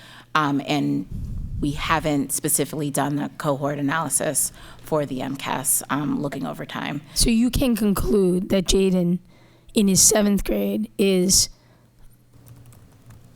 less proficient than the rest of his peers, but you can't do it as a cumulative because it's a cohort year to year. You could see the baseline of kids in that cohort. So I had 100 kids in 3rd grade take the test, 22% of them, 40% of them were proficient. And I could then see in 8th grade, we have 100 kids take the test and 20 of them were proficient. Somewhere along the road, we decreased proficiency. Yeah, the likelihood though is the kids will be very different between one cohort to the other because our churn is in the 30 percentile. So, but what I will say that we are doing that I think will be of interest to you is we want to, from a high dosage tutoring investment, we do want to look at students who have been in, say, a transformation school 3 years collectively, or a transformation school that's declined 3 years, to be able to narrow to more target the supports of like high dosage tutoring, acceleration academies, summer extended learning. So we are doing that piece. It is a question that is also on my mind, and it's one for us as we soon will move into budget season, right? If only 1/3 of our kids are reading on grade level, I'm Cuban, so like, I come from a home where it's like, we don't worry about what's happening in somebody else's house. So like, I'm not worried about what's happening in Worcester. I care what's happening in my house. Like, if 30% of our kids are reading on grade level, wouldn't it just on a governing level, like everyone, the majority of our system needs intensive literacy support. If we're talking about language acquisition for ELs, need language, are we making things too complicated where it's like, shouldn't every one of our summer programs be around accelerating literacy skills? And I'm sure in your work in driving high quality instructional materials, maybe that's a dream, right? Have we just overcomplicated it or tried to soften the thing we know, which is your health outcomes and the economic outcomes for subliteracy, it's devastating. Every dollar we have should go to addressing, I want you to play kickball till the sun comes up, but I don't care if you're playing kickball if you can't read. And you can't read on grade level. And then we're wondering why we have chronic absenteeism. And I'm former high school principal, I'm the believer, my kids who were chronically absent were usually my lowest skilled kids in high school. There were kids who were like, peace, this is no longer fun. I can't keep up. So I think because we keep moving the kid forward, we see this data in 3rd grade, and then, you get where I'm going. Mm-hmm. How do we come together? That is all we are focused on. I don't know, I'm obsessed with Mississippi, everyone knows this. Or actually, I'm also obsessed with the UK. We saw that in the UK. They were devastatingly low in literacy and in 10 years became 3rd globally. But that they focused only on literacy. Every dollar, every program, every effort went to very clear instructional materials, developing those teachers, and then summer programming on literacy. I think that's in fact what the team kind of put a stick into the sand. I think that's the expression. I like it. But in saying, if kids aren't getting access to grade level material and high quality instructional material, and if teachers aren't prepared and supported and trained to use those, so there's a lot of actionable pieces that I think the team's done around the literacy. I think the intervention side is the part that we're sort of in the classrooms now looking at those tier 2 and tier 3 interventions. And as you know, being a high school principal, as kids get older, there's different from math. Yes. There is a complexity the to literacy. Don't feel fun. Exactly. You can't hand a 3rd grade book to a 9th grader. So that's the part right now that we're sort of looking at to sort of say, what are those individual intentionalities? I think on the summer piece, you know, it is also about students coming, and this is like where I think it's so important that there is some balance with the whole child, because otherwise the students don't come, they don't engage, and particularly as kids get older. So I think we're trying to find that through line with the programs, both in quality and then how we can get them the academic supports. I'm with you, but it still goes back to me, and I brought this up when we were spending COVID money. I would much rather you learn to read and pay you to learn to read than for you to have a summer job where you are not building those skills. And I think there's like a real sober conversation for us around resourcing. It's like, I would love for you to be a cashier all summer, but like a third of our kids are reading on grade level, and like we have to put the resources to closing that gap. And I think summer jobs like make us feel good, but again, those are like adult things. It's like, what's gonna really make me feel good is you being on grade level. Yeah. We're also seeing the pipeline of students who were very little when their phonetics would develop coming into the testing grades, which I think is happening statewide. So there's just a lot of complexity in the data set, which I think is why we saw such broad decline statewide. I mean, I think everybody's grappling with it. I think if there's one really powerful slide, though, it is the chronic absenteeism, because it's super clear that there's a 20-point deviation to students who are chronically absent versus those that are not in terms of the performance piece. And when you look at it at the high school level, it's like 2% or 3% of the kids are proficient who are chronically absent. Yeah. And they were probably proficient all along. So it's sort of, and it can be a chicken and egg, right? Which you're calling out, right? Kids do avoid. But I think we have just everywhere nationally, we have a deeper issue to ask ourselves about chronic absenteeism that's more than just kids don't have the requisite skill. Yeah. And I think Chief McCarthy was referring to that, the layers of complexity of chronic absenteeism right now between jobs, caretaking, mental health issues, right? All of those things. And that's what we're trying to like unpack. I'm curious on a few pieces as well. I think, I'm trying to figure out how to ask it quickly. I guess, like you pull out exam schools in our high school proficiencies, which we don't, there's a few ways to show this, which I think for next year or our next presentation is helpful. We're making a big investment in hub schools. What are we seeing in hub schools, right? Like if this is, again, back to us like governing on a budget, like if that is where we are putting our resources, what are the outcomes? How are they showing? Is there a different level of growth? I think the same is true as like we sit through a lot of conversation around exam schools. We pull out exam schools from the data and which inherently have higher levels of proficiency just because we screen kids who are typically proficient at entering. So in a system that screens that way, which we are, and values that, which we do, then what does it mean for our non-exam schools? Like if we're 42% proficient, what does it really mean outside for our high schools? How are our high schools actually performing? Our unscreened schools doing?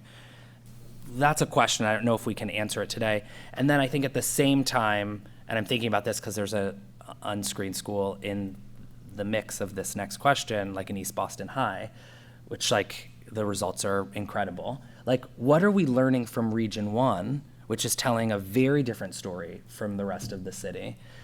Like why are they doing it and doing it well? And, you know, and we're seeing that trend isn't existing in other places. So I guess there's two pieces, like what's the real story happening in high schools if we take out exam schools? And then what's the story that's happening in Region 1 that we're trying to uplift and learn from?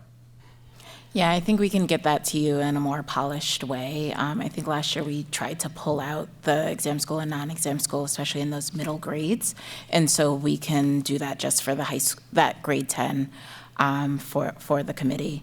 And then similarly with Region 1, we can look to see where do we see successes at the high school level.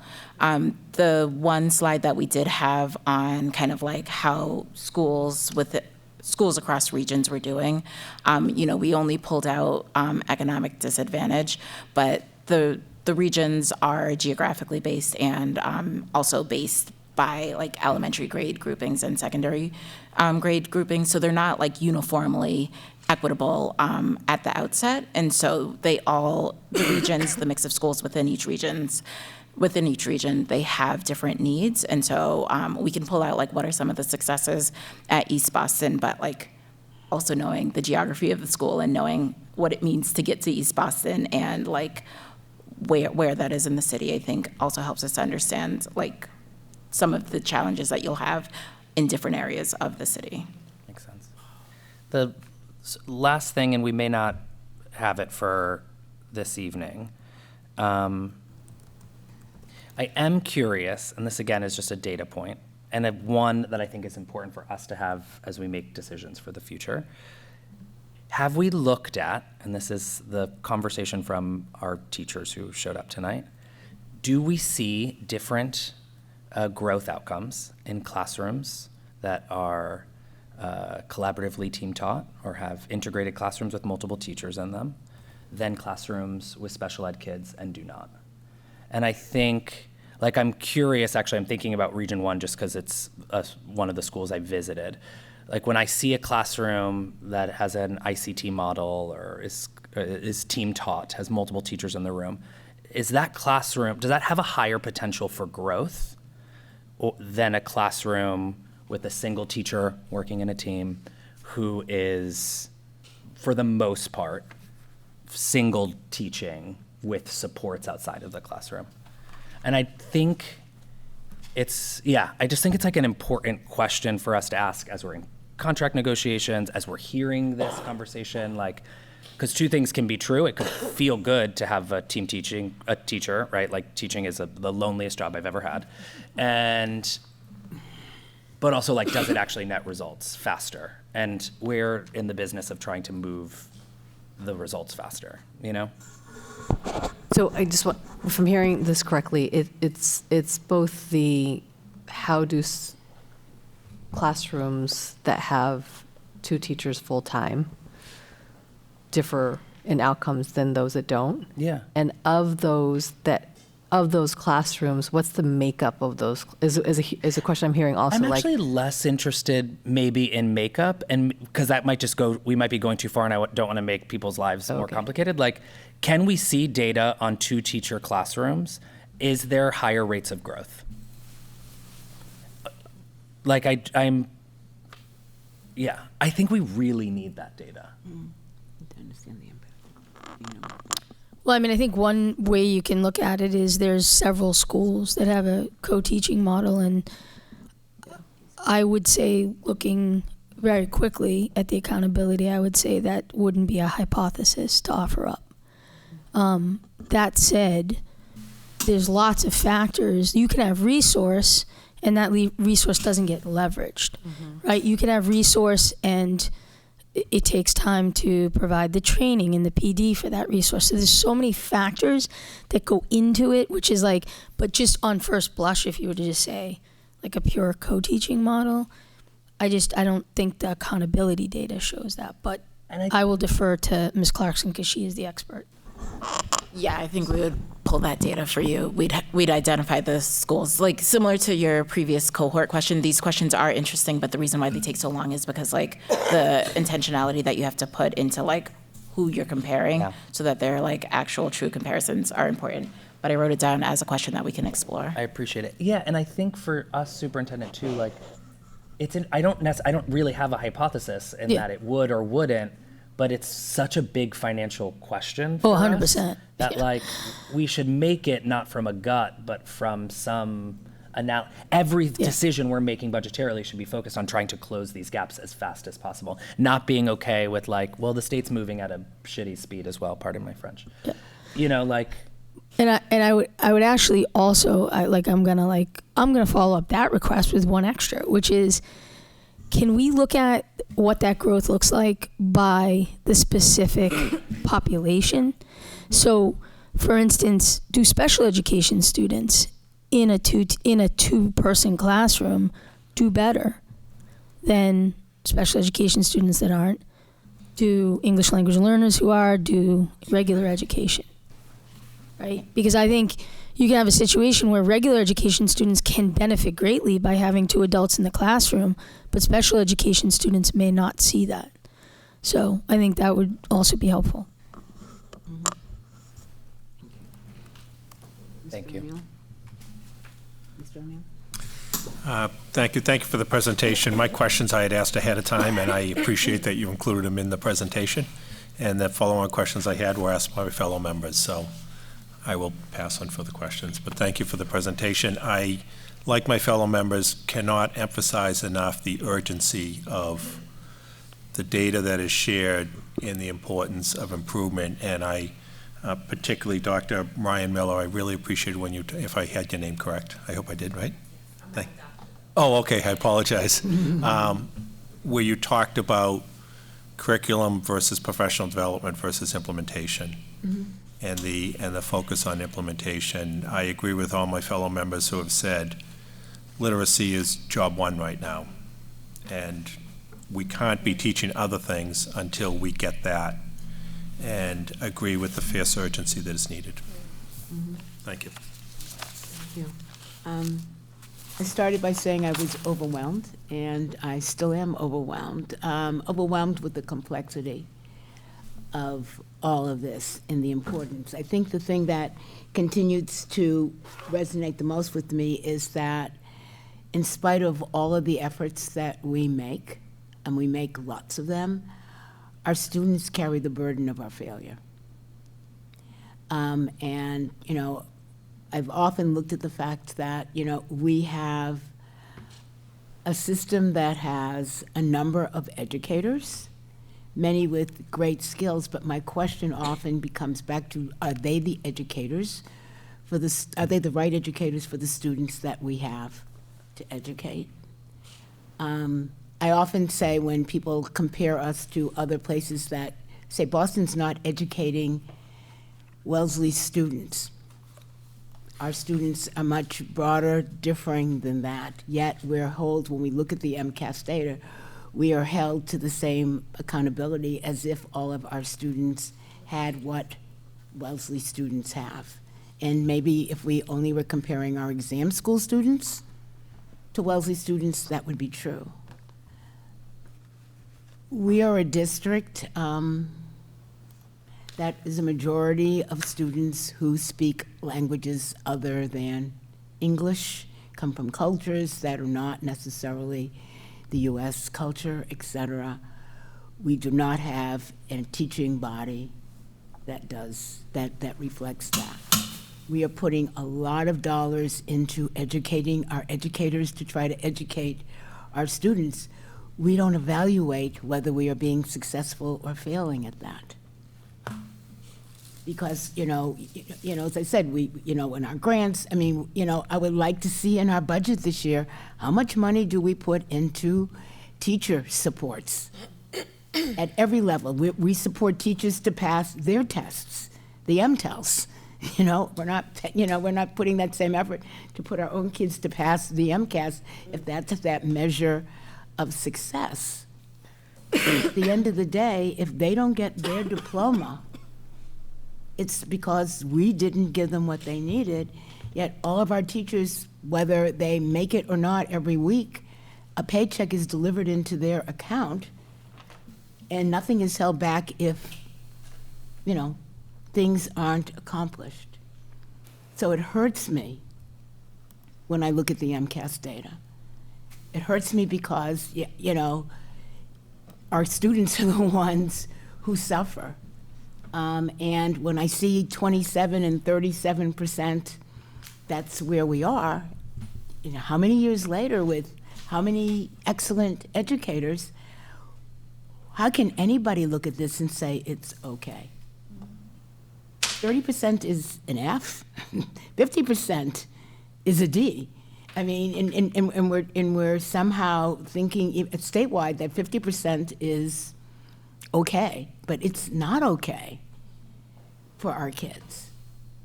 And so I guess the question is, we are putting forth a lot of efforts, but when we look at our outcomes, something isn't happening. And, you know, I trust that you all know this too, but the question is, where aren't we being honest with ourselves about the district that we have and what we really need to do if we believe that, you know, our kids deserve an education in the city of Boston with some of the best riches in the world, yet Mississippi's doing a better job. They were at the bottom and they felt like they had nowhere to go but coming up, and so they are doing some drastic things that say, we're not passing you, we're going to hold you accountable. I don't know what they say to their educators, but, you know, we're not being fair to our kids. You know, Mr. O'Neill is right. Literacy is our #1 issue. You're right, we should be paying kids to learn to read. I mean, we're spending a lot of money, but we're not getting the outcomes for our efforts. We've got to be honest with parents. You know, this is not just a BPS problem, this is a City of Boston problem. At every single level, whether it's our infants and toddlers all the way up to our graduates. You talk to many of our students, particularly our high school students who are newcomers to this country, and they are hungry for education and learning, and I'm amazed sometimes at the things that I see educators accomplish because they have a student that wants to do that. And then when we have a system that all of that effort that those students have made, you know, in one small test can take it away from them because they couldn't pass this one thing, is hurtful. But we've got to figure out how we're holding our own selves accountable, regardless of an MCAS, to say, this is not good. And how we put that effort back to our educators and all, because everybody's busy. You go into classrooms, people are busy, but the busyness doesn't equal the outcome, and that's where I'm confused.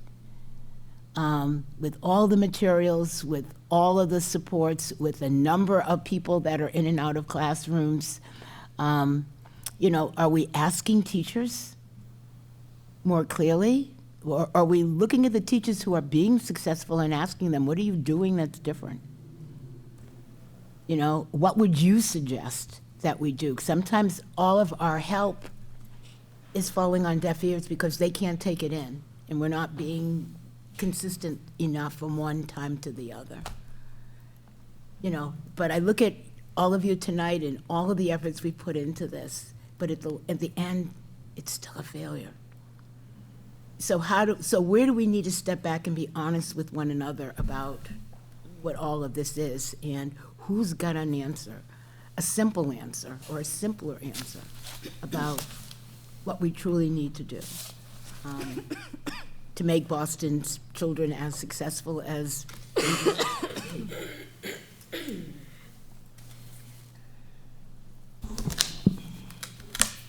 The word that comes to mind for me, even before this conversation is certainly confirmed, is really focus. It is really a need to have an unwavering focus on this work around literacy, because it is access for students for success. And I do agree, as the team and I have been sort of reflecting, the overcomplication of things sometimes. It's really just, let's really focus on the literacy aspects of this work. It is very fundamental to everything that we do. If kids can be successful reading and writing, they can be successful across subjects. And that's actually where we began this work.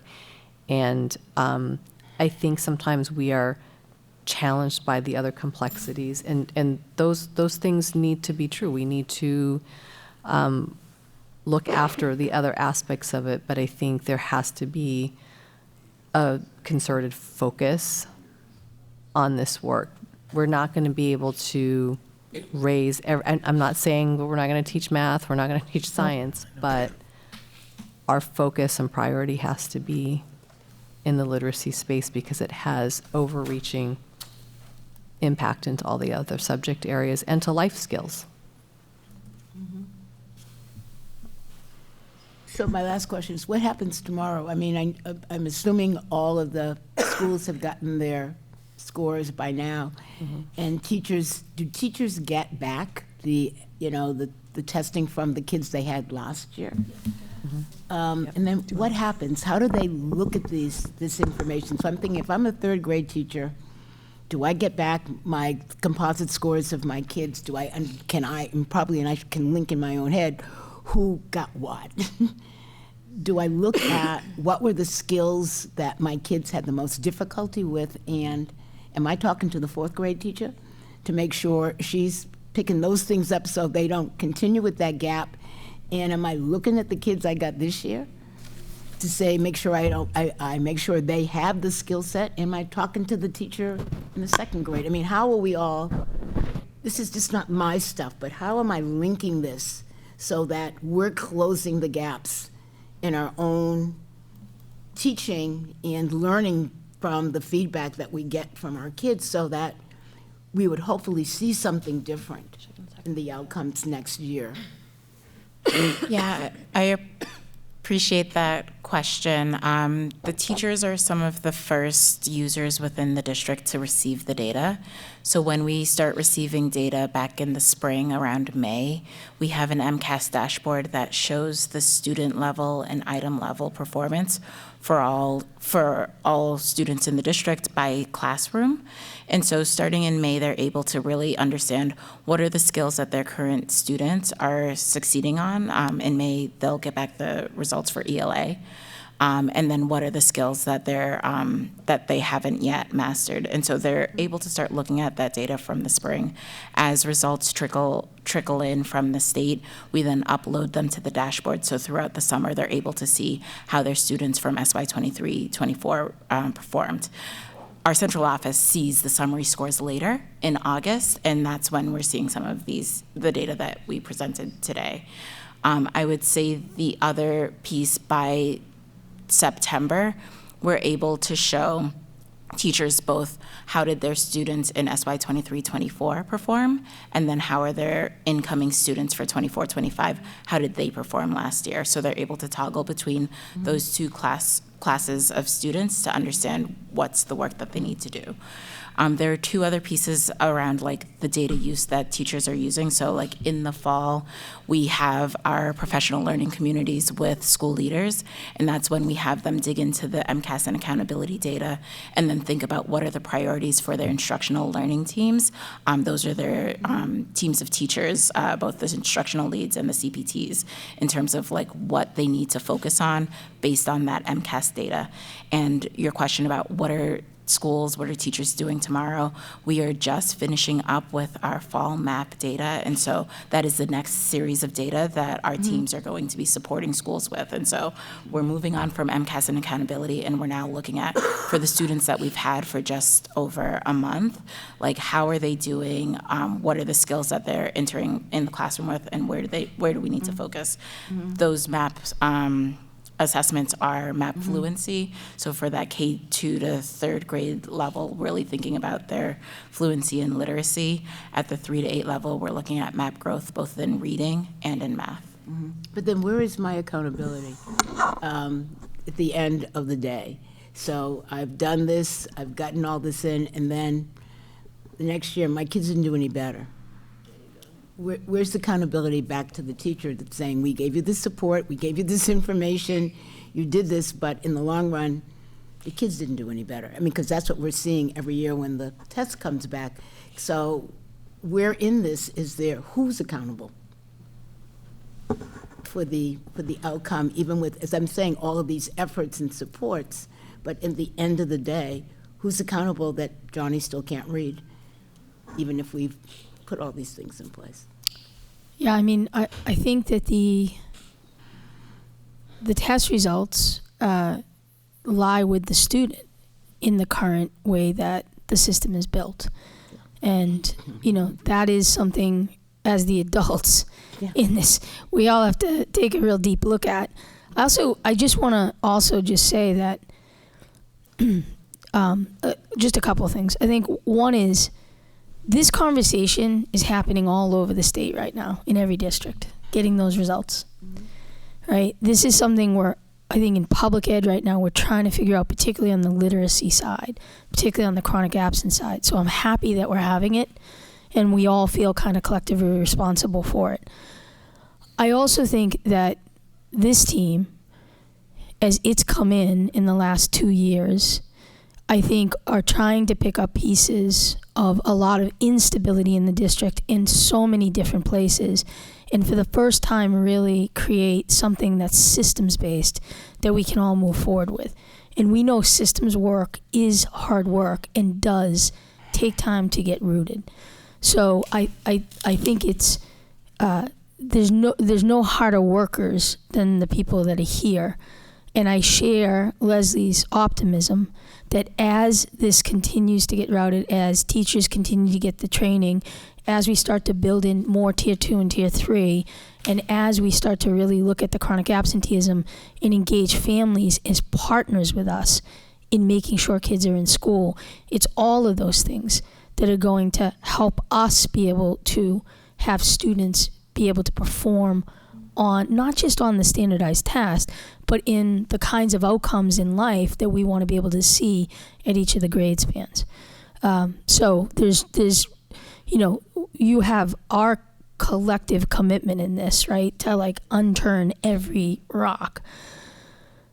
I do want to also say that many of the structures that we are trying to do that with have existed here for decades. And that is deep systems work, transformation work that has to happen. And we need to stay focused on that and not do what has been done many, many times here, which is to veer year after year, change it up. Because the scores have not radically changed over the last couple of decades here. And in fact, post-pandemic, for everyone, they've gone down. So we have an opportunity right now to learn from the last couple of years to be better, to make those changes, to add in additional supports and resources. But we need to stay course with a lot of the big pieces of the plan. And I think the high quality instructional materials, the equitable literacy work that we're doing, the reading intervention work that we're doing for our multilingual learners, like you heard Joelle say, more than in the last 40 years in terms of bilingual education here, getting these programs up, running, most importantly, calibrated so that there is a clear expectation for learners and for staff. Like, every aspect of what we're doing is going to take a little bit of time to root. That does not mean we don't let up. And in fact, it means we go stronger. But we do have to recognize all together that we're here in this situation, like many large urban districts, because the gap has in fact never been addressed. Mm-hmm. That is just the sad, sad fact. So that is the work ahead of us. That's the work this team's committed to. That's the work I'm committed to as superintendent, making sure for the students for whom that has held true in this district and in other districts. And that's why I'm proud of these guys, that they are using, because it's some of the best minds sitting there. And like, I get to work with them every day, which is my privilege. So I'm looking forward to digging in deeper to the work, listening to the counsel of the school committee, because you all have your passions and your interests, and you care about kids. And so together, this is the work we have ahead. Thank you all. I know it's late, and you've all got to be up again early in the morning, but thank you very much for all that you presented, and I know the hard work that you're doing. We greatly appreciate it and look forward to continuing conversations as the year goes on. Thank you. Ms. Parvex, public comment? No public comment? That's great. New business? New business? Okay, that concludes our business for the evening, and the next hybrid school committee meeting will take place in person on Wednesday, October 23rd at 6 p.m. at the Bowling Building. Is there a motion to end the meeting? So moved. Thank you. Is there a second? Second. Is there any discussion or objection to the motion? Is there any objection to approving the motion by unanimous consent? Hearing none, this meeting is adjourned. Thank you all and good night. I want to tell you about something.